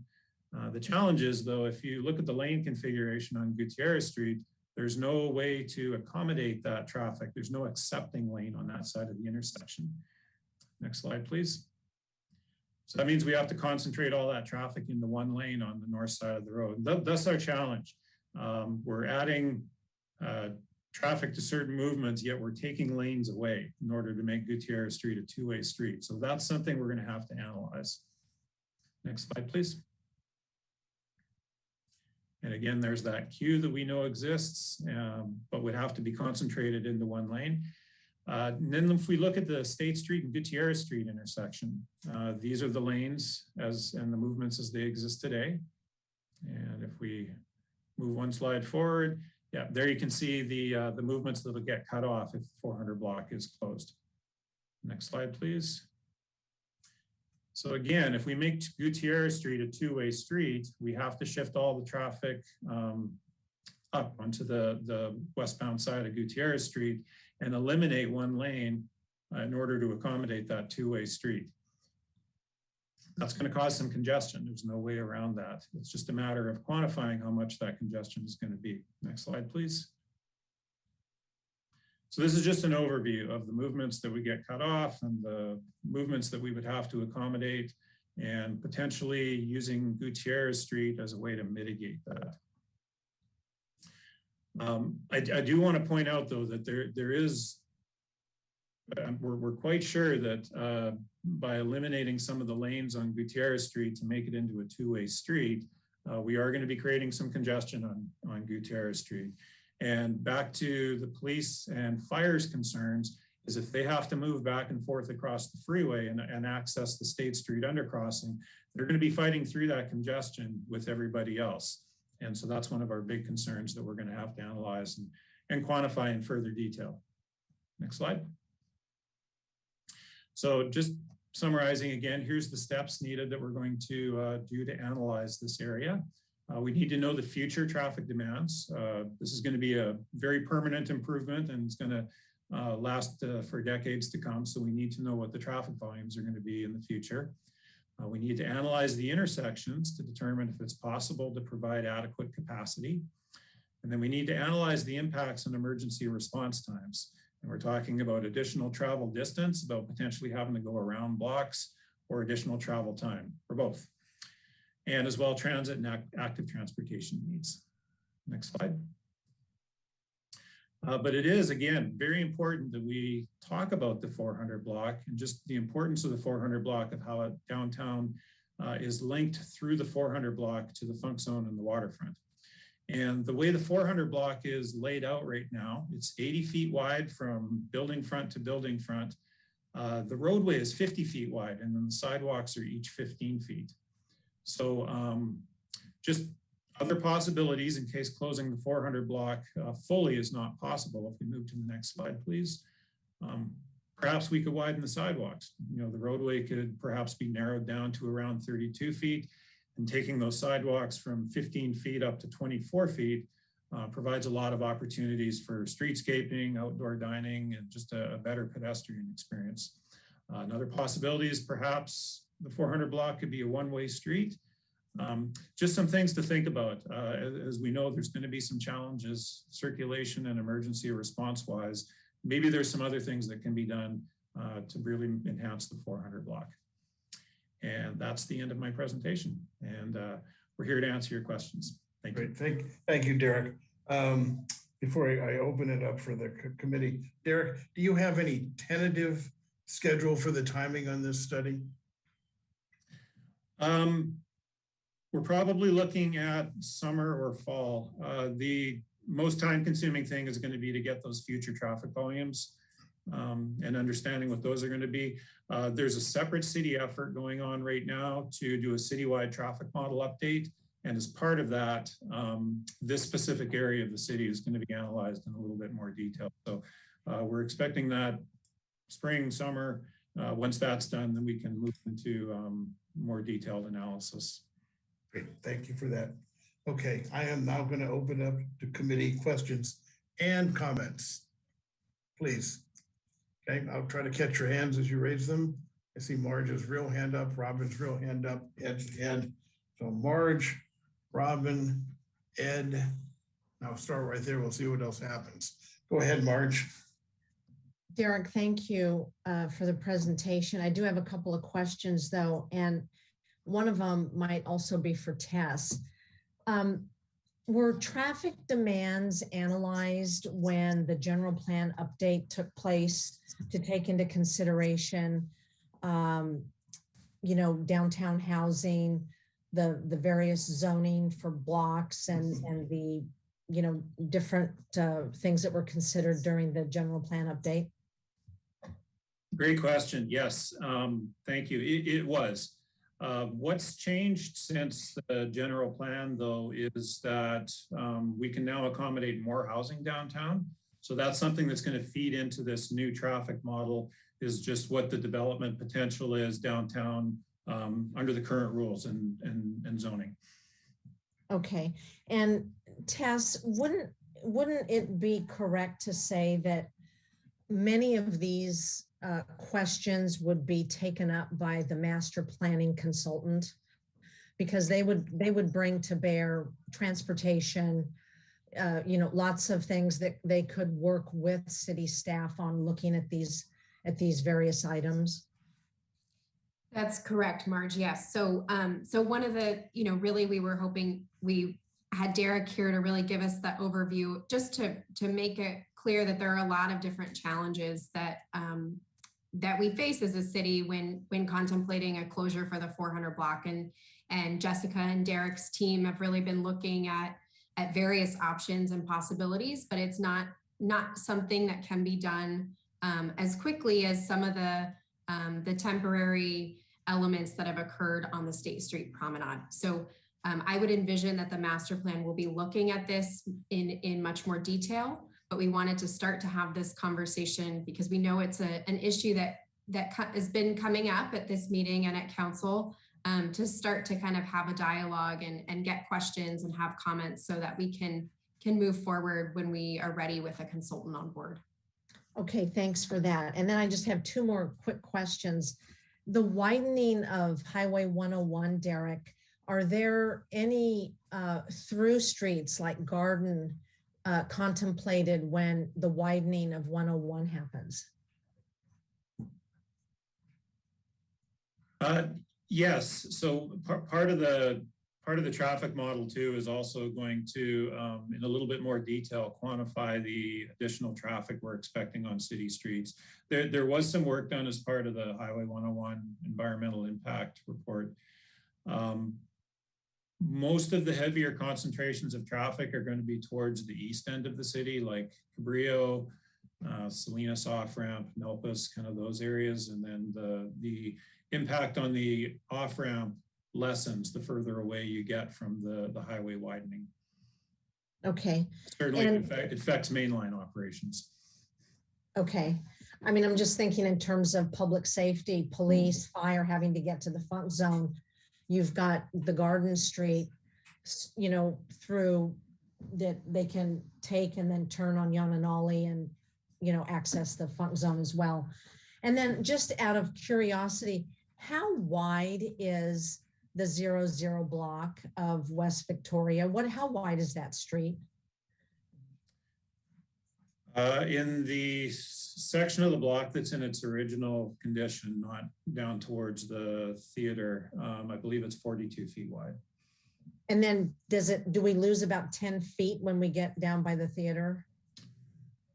About 10 feet, that sounds right. Okay. Thank you so much. I appreciate it. My pleasure. Okay, I have Robin, Ed, then Suzanne.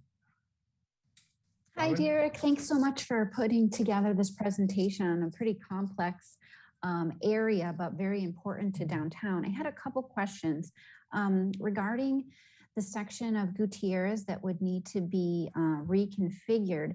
I'm wondering if that would also mean that you'd have to remove the parking, on-street parking on that section of street between Chapala and State, and then also because that parking area that's at Sevilla Square, where like coffee roasters and all of that is, if they wouldn't be able to come into that lot in that regard, or they'd have to go all the way around. I just bring that up because, when we affect one section of businesses in one area, we're going to affect another business area. And I want to just get an understanding of what you're thinking there. And then lastly are you thinking all of Anacapa would be two ways, or just between Haley and Gutierrez? Good questions. Regarding the parking on Gutierrez Street, I think it's too early to say right now. That really needs to be part of the analysis. And, once we figure out what the traffic demands are going to be on the area, then we need to figure out how much space is going to be needed to accommodate that. Can it be accommodated with the existing lanes, or, if not, parking trade-off is something we would have to talk about. But I think it's premature to get into that level of detail, because we just don't know. Regarding Anacapa Street, it's just the one block between Gutierrez and Haley Street. What happens in that area right now, if you're going westbound on Gutierrez, and once you're past Santa Barbara Street, just the way the one-way streets work right there, you're forced to go all the way over to State Street. There's no outlet right there. So by converting Anacapa Street into a two-way street, it really provides a relief valve for that area and an additional way to circulate around and out without having to go through State Street. So it'll relieve the traffic burden on that intersection and help with circulation. And what about the entry to that Sevilla Square parking lot?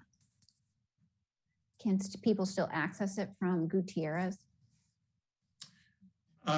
Yeah, thinking ahead, I'm sure it would be something that would have to be accommodated. Again, I think it's a little early to say 100%, but I can't imagine it's not. Thank you. That's super helpful. Great. Okay, I've got Ed, followed by Suzanne, followed by Hillary. Yeah, my question is, and I'm not sure who would answer this, but years ago when you were part of the city, Dave, if you had a project in the downtown area, traffic was analyzed, environmental assessments done, environmental impact report, it was a big project, and it drove some of the design for projects, or in essence, maybe even denied them, although I don't think the city ever denied a project. But are we getting to the point where the traffic in this area is so large and so impacting that, you know, a new large housing project or whatever could be denied through environmental assessment? That's a question.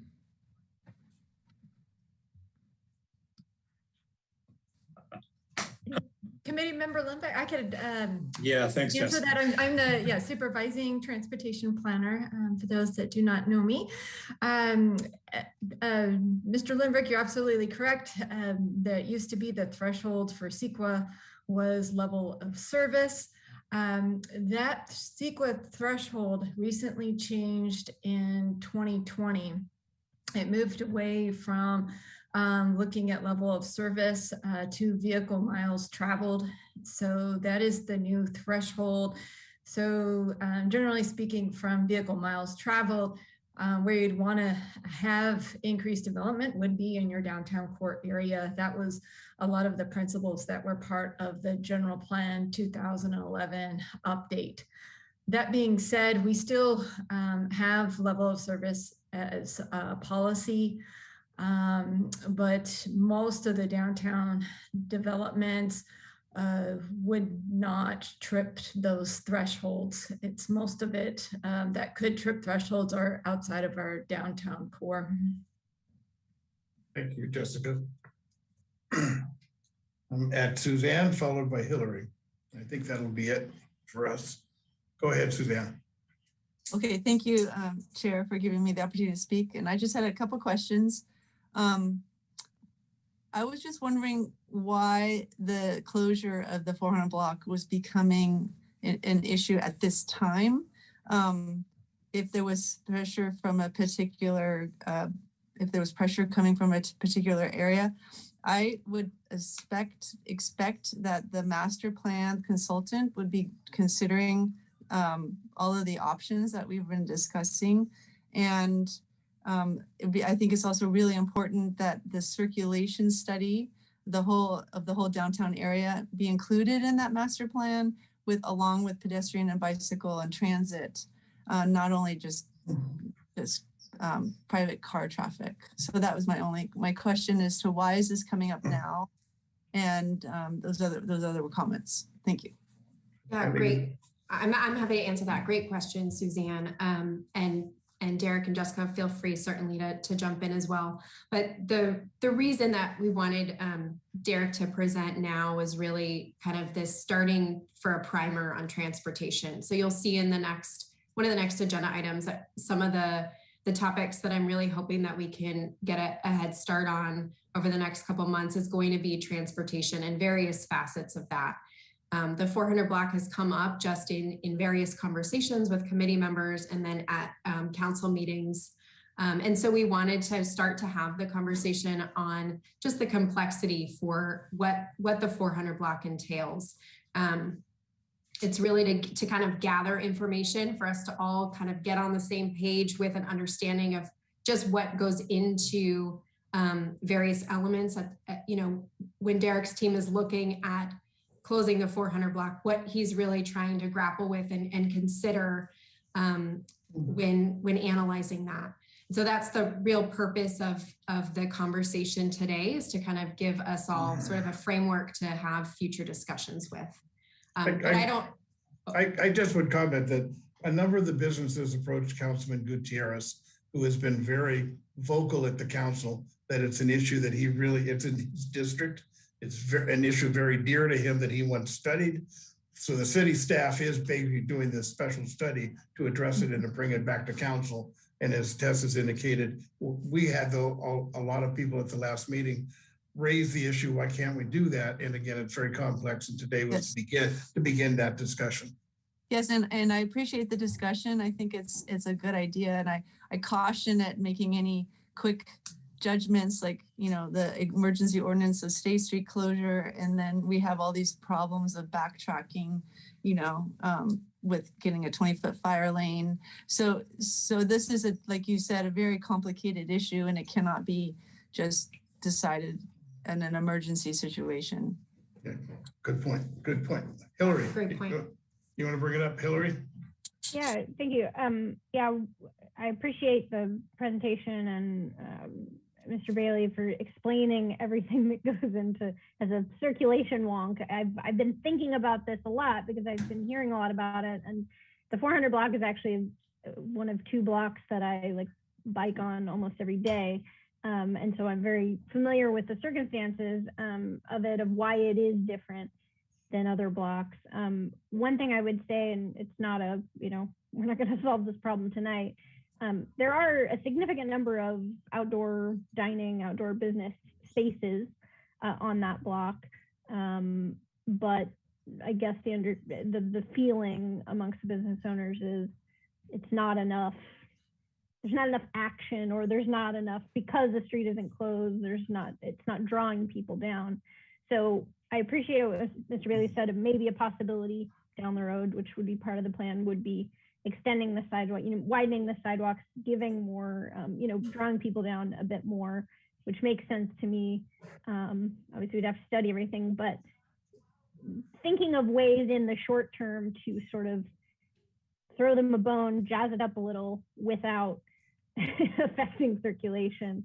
I don't know what that would be, if it's lights or whatever, but just thinking about ways that we could, you know, draw people down through there. I think once the underpass project is done, you know, there's going to be no way to keep them off this block, right, to get them through. So anyway, I appreciate you thinking about all the different complexities here, and this is definitely a hard one to grapple with. Thank you for your comments. Okay, I think we're going to wrap this one and go to public comment at this point, if I could. Greta? Hey, Dave, could Yes. I? Oh yeah, Peter, thank you. You can't see your hand because don't have a hand to raise. Peter, go ahead, please. I have a hand, but you can't see it. But, all good. But this is great information, Derek. And it sounds to me like we have 2 problems, really. We got a public safety issue, which is one issue, and then we have potential impacted intersection issue for circulation. So as somebody that's been down in that block for 40 years, I think the two-way Gutierrez, I encourage you to really study that and figure that out, because I think the traffic on that Gutierrez hitting State Street is in fact local, in the sense it's being directed or coming from businesses within that block, REIs particularly, but there's some other very demanding, transportation demanding businesses in the 300 block that create that. So the two-way Anacapa, you know, I think those are creative solutions that may all of a sudden free up that Chapala corner. And it's great, we're really taking a look at that. But if we go back to public safety, and it's interesting during the discussion of the closing the 400, I never, from Rob Dayton, I could never get a clear answer what was the department that was objecting to closing it down. So it's nice to hear directly from the police and fire that, you know, it's critical that they have that artery. And if that's so, then, you know, it begs 2 questions for me. One, are we underserved with substations in the funk zone? Number one, that somehow that artery becomes so critical that you have to drive the extra 1 block to, if the 400 was closed. So it begs that question, as if you really are servicing that area properly, given the constricted circulation we now have. But then if you still are committed to keeping the 400 open, I guess it seems the most critical direction from a public safety is the southbound. So that's my question to those departments. Thank you. Derek, any comments before I go into the next person? I think I defer to police and fire as far as what's more important as far as moving north and southbound. We're in a new era now where they're not always responding from their station to an emergency response location. So I think it'd be best if they describe that for you. Yeah, Ryan, go ahead. Take a few seconds. Sure, Chair Davis. Thanks, Derek. Yeah. To keep it blunt, emergencies don't happen linearly. They don't care if it's north, south, east, or west. So do we need access going south? Most of the time, I will say yes. Station 1 usually goes down Chapala, makes a left, makes a right downstate, and now we're on the waterfront. That's not to say that Station 2 on Cacique Street or Station 6 up on Cliff would come down the beach and come upstate. So there's no rhyme or reason which direction we would go. We just need the access, period. So it's hard for me to hang my hat on, yes, southbound is more important or northbound is more important. It's all important in our book. To be able, and I'm sure PD would back me on that, as was mentioned, they're way more mobile than we are. So Derek alluded to new technology that's coming on our fire apparatus where we will be able to respond even quicker. And that may include not being in your station. You might be out doing something else and you may be coming from a direction that would not be southbound. So hopefully that answers the question, but we need access in all directions, especially through that main artery. Great, thank you, Ryan. I'm going to go to Roger, who has his hand up, and then we'll go to public comment. And we are past 6 o'clock, so we're pushing it for some people. Roger. Yeah, I'm just a little confused, and maybe I apologize my ignorance. The past two items, we listen as a committee, and then good points are being made. I just don't understand the process. Are we making recommendations ultimately, or are we just commenting and the staff is taking in consideration our opinions and our comments? It's ultimately, it's like, what is the goal of us listening to these presentations, and are we eventually going to do recommendations? Yeah, that's a fair question, Roger. Yes, eventually, I think that this committee, will be taking more of a role in having more formalized recommendations. For today, because we're grappled with the first item or the prior item for the ordinance, is really an interim question with the and we have the long-term master plan that we're working on. And so trying to take in comments here while also moving this committee forward on the master planning process. And so for that reason, we took comments, only rather than asking for a recommendation. Doesn't mean that, the State Street Advisory Committee is a committee that could decide to submit a letter or provide comment during the council meeting, and that's perfectly fine. For this other item, the 400 block, it's really to start to get that foundational knowledge. And you'll see over the next few months, we're going to continue to have various presentations. And I get that it can be a little frustrating because, I want to see us as a committee making, changes and having a say in certain things and making recommendations forward, but we're just not quite there yet for the master planning process. And so I'm just asking that you all kind of bear with us a little bit as we're all getting on the same page in terms of information gathering once we get the consultant on board. And then we're going to really be having some of the difficult conversations that I know you all are probably ready to have sooner than later. If I could weigh in on the first item today, on the emergency ordinance or the economic recovery ordinance, it was to get comments that staff will basically assimilate and take up to council when they do on the 25th. So it really was just to gather whatever comments we had. On this one, totally informational to let us know what's coming, because this study will be coming out in this late summer, early fall, and will be part of our larger picture that we will be weighing in on. So I hope that helps, Roger. Yes, thank you. Okay, Greta, public comment. Thank you. Just a quick reminder, if you do want to make a public comment, please raise your hand. And if you're joining by phone, please use *6 to, *9 to raise your hand. We do have one member of the public who has raised their hand.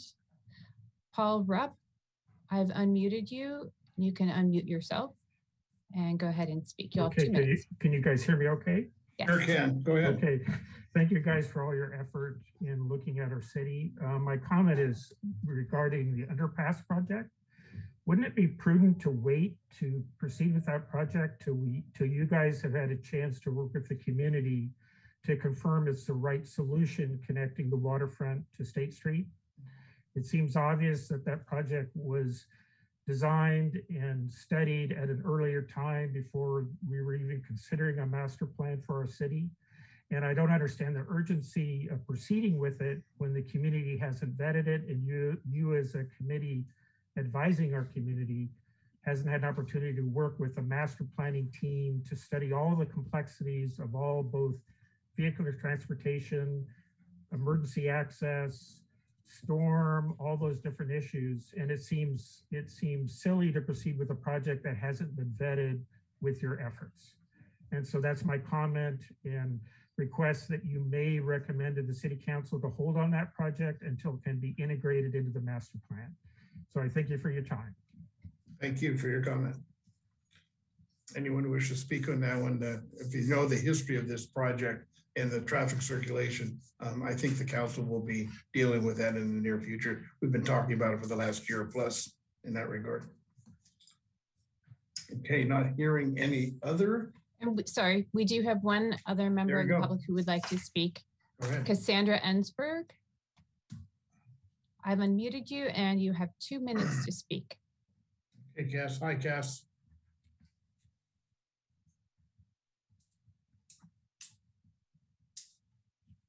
Cassandra Ensberg, you are unmuted. Hi, sorry. Greetings, everyone. And good to see you all. Thanks for hanging in there and all of this great discussion that you're having. Appreciate all the work that you're doing.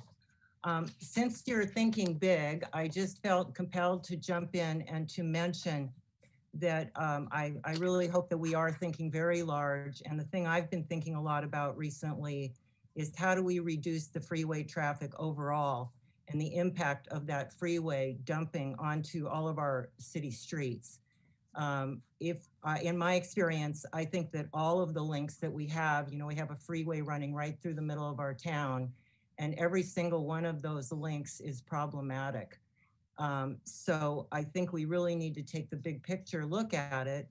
And I'm hoping that we can restore the peak hour rail to get traffic off of our freeways and to restore that system that we had from Ventura to Santa Barbara for starters, and then even think bigger to the other areas to the north and the south in order to get a lot of traffic off of the freeway and reduce our overall traffic in the city at the same time. So I'm just throwing that into your minds to think about as you're master planning and thinking big. Thank you so much again for all your work. Thank you, Cass. Okay, Greta, before I close it. No other members of the public have raised their hand. Thank you so much. Thank you. Good, good. Takes us to item D, establishing our meeting times and schedule. Cass. Great. So I will try to be brief. So I did send out a survey after our November meeting. And many of you responded with that. Initially, we were looking for an alternative time on Mondays to accommodate everybody. And unfortunately, the survey just, it didn't quite pan out. And there just weren't, there wasn't an overwhelming consensus on the time. So we've decided to stay with the 4 to 6 p.m. timeframe, but I certainly we can open it up for discussion as well.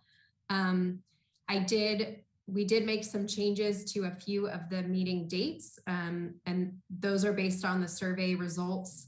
Again, it's not going to please everybody, but I'm trying to get the majority here.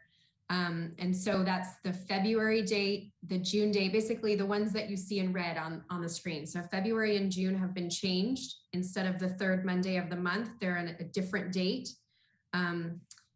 February 28th and then June 13th. They'll still be 4 to 6 p.m. And then the November and December dates for 2022 have also been changed just due to the holidays coming right up around that time frame. So those have been changed to November 14th and December 12th. But otherwise, again, we're still at 4 to 6. I will make sure that that all of the dates are posted on our website as well. And then if anybody has any questions for me on the survey or on availability, I'm here to answer them at this time. Great. We looked at it, and every time we moved off the 4 to 6, we lost 2 or 3 people. And we found a sweet spot here that at least everyone is here right now. I know Roxana has her hand up and she has an issue, but we've got any other hour, we've had anywhere from 2 to 5 people who had problems. So Roxana, go ahead. Thank you so much, Dave. And thank you, Tess. I know how much effort you put into this.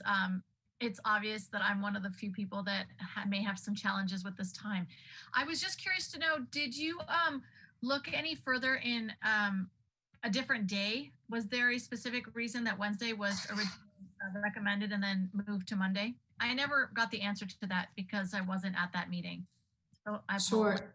Yeah, no, I appreciate the question, Roxana. So yeah, we did look at other dates as well. Wednesday poses some challenges just because of the Historic Landmarks Commission meets on Wednesdays, and then the Coastal Commission meets often on Tuesdays and Wednesdays. And so trying to take those into account, there just wasn't a regular schedule on Wednesdays that I could figure out that wouldn't have an issue with those meetings.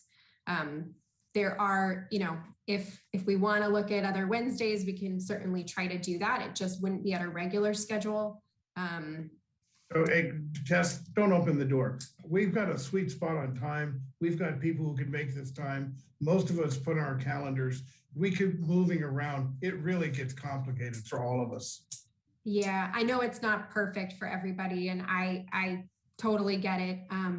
Pretty much every day, unfortunately, really does have another city meeting, and it makes it challenging for us to all meet. And general, whether it's earlier in the day or later in the afternoon, I've looked at various options, and there just isn't a great option. I think that this, the third Monday of the month in general does seem like it works pretty well. I know it doesn't work perfectly for a couple of your schedules, but I think it's sort of kind of where we are, and I hope that you guys can work with me a little bit on that. I'm certainly happy to touch base with people that aren't able to be in attendance the full time as well. Thank you for your efforts there, Tess. Again, thank you. Yeah, and I want to say thank you as well. I know it hasn't been easy. I'm doing my best to be here, so thank you. Well, thank you, Roxanne. I know it's a stretch for you. Thank you so much. Last item, go ahead. Just really quick, Greta, are there any members of the public that wish to speak on that item? Hillary has her hand up. Oh, I'm sorry. Yeah, Hillary. you can't see it in the stacks, I'm telling you. Sorry about that. Yeah, please go ahead. Sorry, the date's fine. I know it's nearly impossible to get right. But the length of the meeting, I know nobody wants to be in a million-hour meetings, but we have proven, and I think that's because it's a gigantic committee with a really important task, that 2 hours is just like pretty impossible. The fact that, the things we're going to be talking about in future, like there's no way we handle transportation in 2 hours. There's no way so just to me, like, I'm willing to put in at least another half hour or whatever to make the meeting longer, but I just want to be realistic about this. We don't have to nail it down today, but just saying, like, I think there's no way we can get our work done 2 hours at a time every month. I don't know what that means necessarily, but I think if we just end up rushing things to the point that we never get to have a good conversation, then we sort of do the city a disservice, I would say. I don't think we'll do that. I would plan that we would do 4 to 6 and continue as we did today if we need to run over. But I also anticipate going future, given our workload, we will have special meetings. This is only the, if you will, standard meeting that we meet. I think once we get to the master plan, we're going to have special meetings. We could be meeting more than once a month. Robin. Just really want to quickly echo what Hillary said, and maybe, I don't know if you looked at just a half hour earlier, that since we're likely to go a half hour late, if we started a half hour early, maybe we'd end closer to 5:30, maybe in the direction of 6, just a check-in point on that. It's a fair question. I will just say the 3 to 5 slot had, I think there were at least 6 people, 5 to 6 people that were not able to make it. And then the 6 to 8 slot similarly had, I think, 4 people. I'll have to look at my notes again, but a number of people that weren't able to make that. So we can look at adjusting things a little bit one way or a little bit another, but we may lose people. You know, as your chair, I'm just going to tell you, because I see all the data. Once you move this way or that way, you lose significant numbers of us, including myself.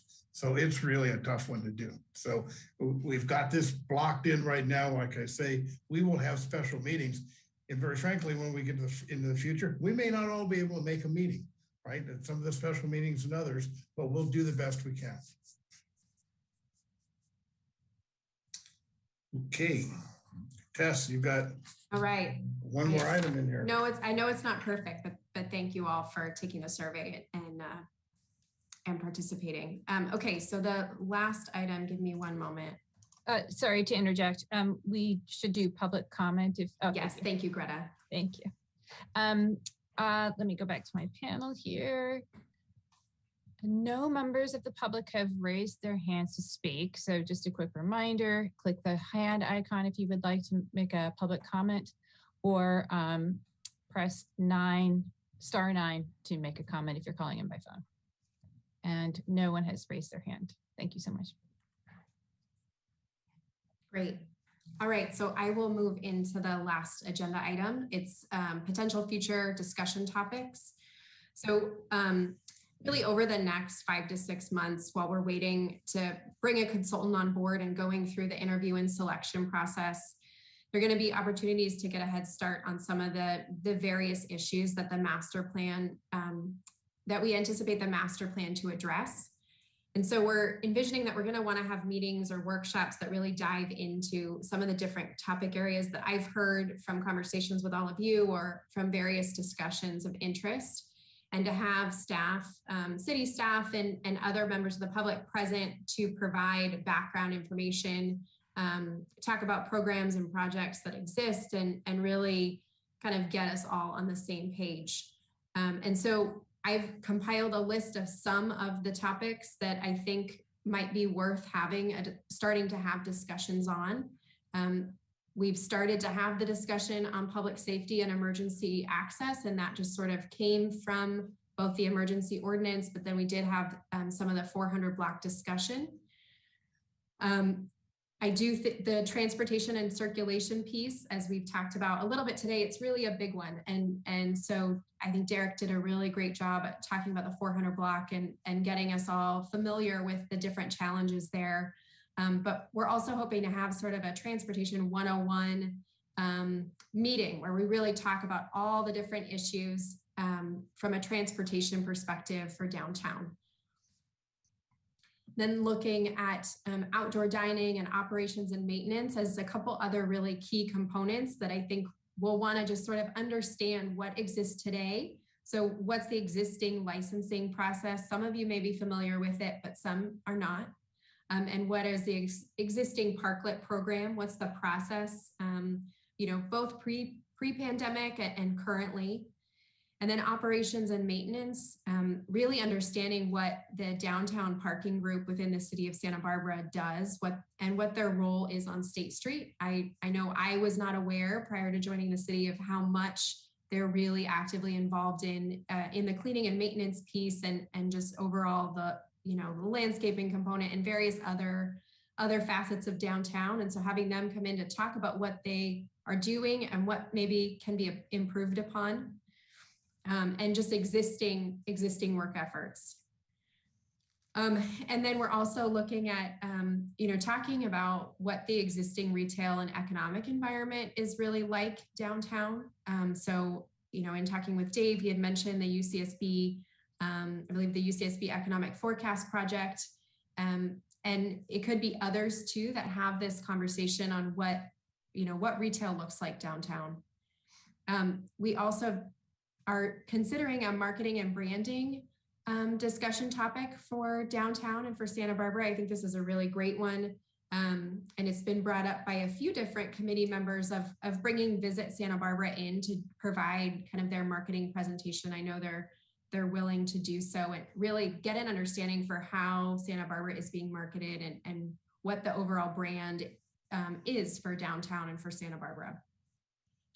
Stormwater management, that's a big question, big topic of interest. So kind of getting a background and familiarity with what policies and requirements exist today for stormwater requirements and getting the right staff here to have that conversation.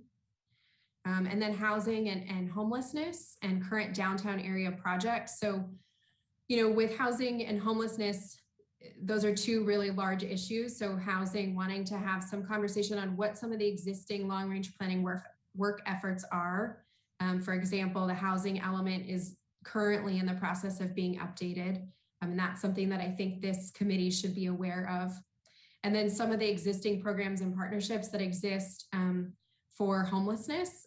So there are various people on this call, various city members and others that participate in regular meetings with various organizations on the homelessness issue downtown and in Santa Barbara in general. And I think it'd be worth at least us all understanding what that entails. And then the current downtown area project. So we heard a little bit about the State Street undercrossing today. There's a number of other projects downtown, the Library Plaza, De La Guerra Plaza, and Farmers Market relocation. And I know that one of the public comments that came in before was on, how these projects can sort of weave into the State Street Master Plan. And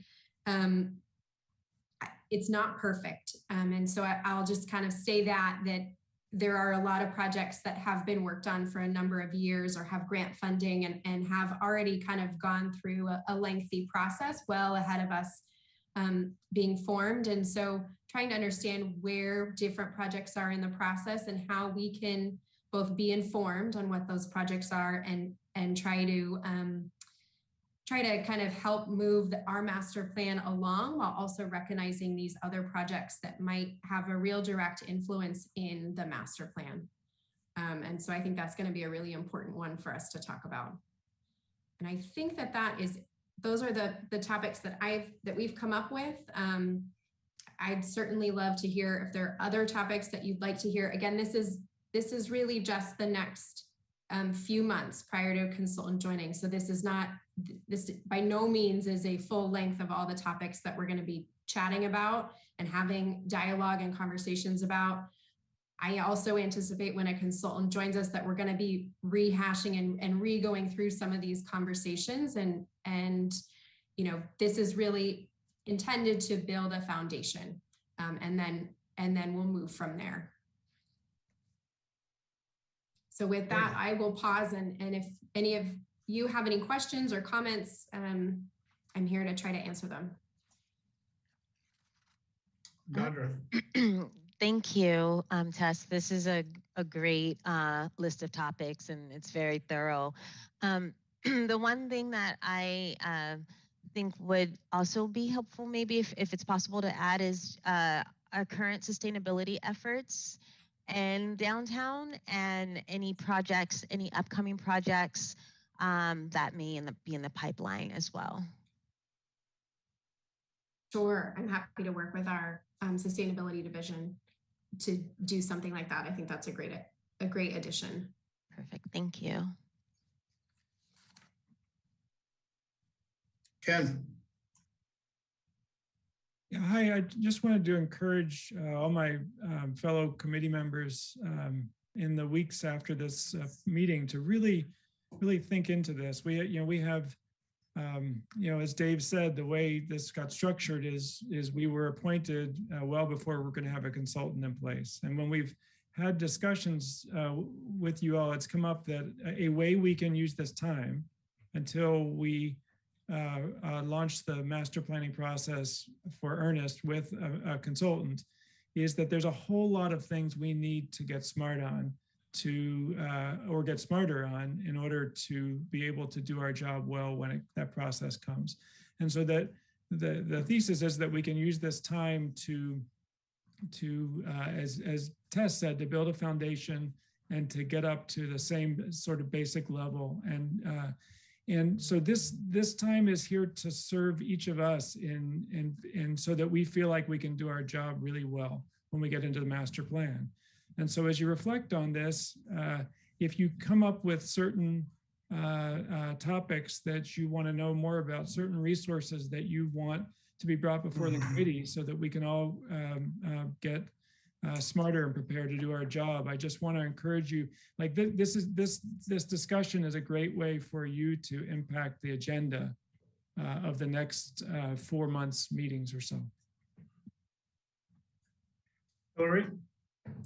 Yeah, I think these are all really great topics, and I'm just sort of thinking about, order of if we're sort of in a kind of existing conditions phase, right? We're learning about how do things work, really building that base, like Ken said. I think a possible next meeting could be, the current downtown area projects that are coming, right? The things that have been worked on, the undercrossing of Library Plaza, De La Guerra, Farmers Market. So we know what's coming. So we know the context. This is not in a vacuum. There's other stuff happening. And then I think coupled with that, we may be able to actually fit this into 2 hours, is operations and maintenance, like was mentioned before. Who takes care of it? How does it work? How often do they do it? There's so much that goes into that most people don't see if you're not like me biking on State Street at 7:30 in the morning, right? And so I think getting that baseline would be really helpful. And then moving into other stuff about existing retail and economic environment. What are all those basics that are, that are the foundation? And then move into, obviously there are existing conditions about transportation, but that and housing, I see that as really forward-looking stuff. So to me, doing the things that are sort of, okay, how are things now? What's going on, what else is coming with the projects, what's underway would be helpful to do first, and then move into those bigger pieces. And I think that'll make us more prepared to handle the big stuff. So anyway, that's my thought on that. Great comments, Robin. In addition, I think these are all great. I think it would be great to talk about facility infrastructure in terms of what is needed for the diverse uses, including electricity for activations, special events and things of that nature, but also infrastructure that may be needed either for shared uses or movable infrastructure, as well as just the things that make downtown tick. There's a lot of that, but that would be a big discussion. Great. Okay. Well, thank you, Tess. That's a great list, and you've got some comments here to start us off in terms of how we get going. This is great. Thank you, guys. I think I have a good idea of where to go for our next meeting in February on the 28th. I really liked both comments that I just heard. And so I'll certainly take that into account in trying to get various staff here. Okay, I am going to move us to adjournment. First, I want to thank you all for staying. Secondly, I really want to thank you for all the comments because you had a lot of engagement today and it was really, really positive in that regard. And I know staff heard a lot and will be working with us going forward. Lastly, we'll see you in a month, but stay safe. Sorry. I know, public Apologies. comment. Thank you. Ahead. I don't think there'll be any, but go ahead. Thank you. If you have a public comment, please raise your hand and you'll have 2 minutes. And no member of the public has raised their hand to speak. Thank you so Right, much. thank you, Greta. So I will close the meeting. It is 6:33.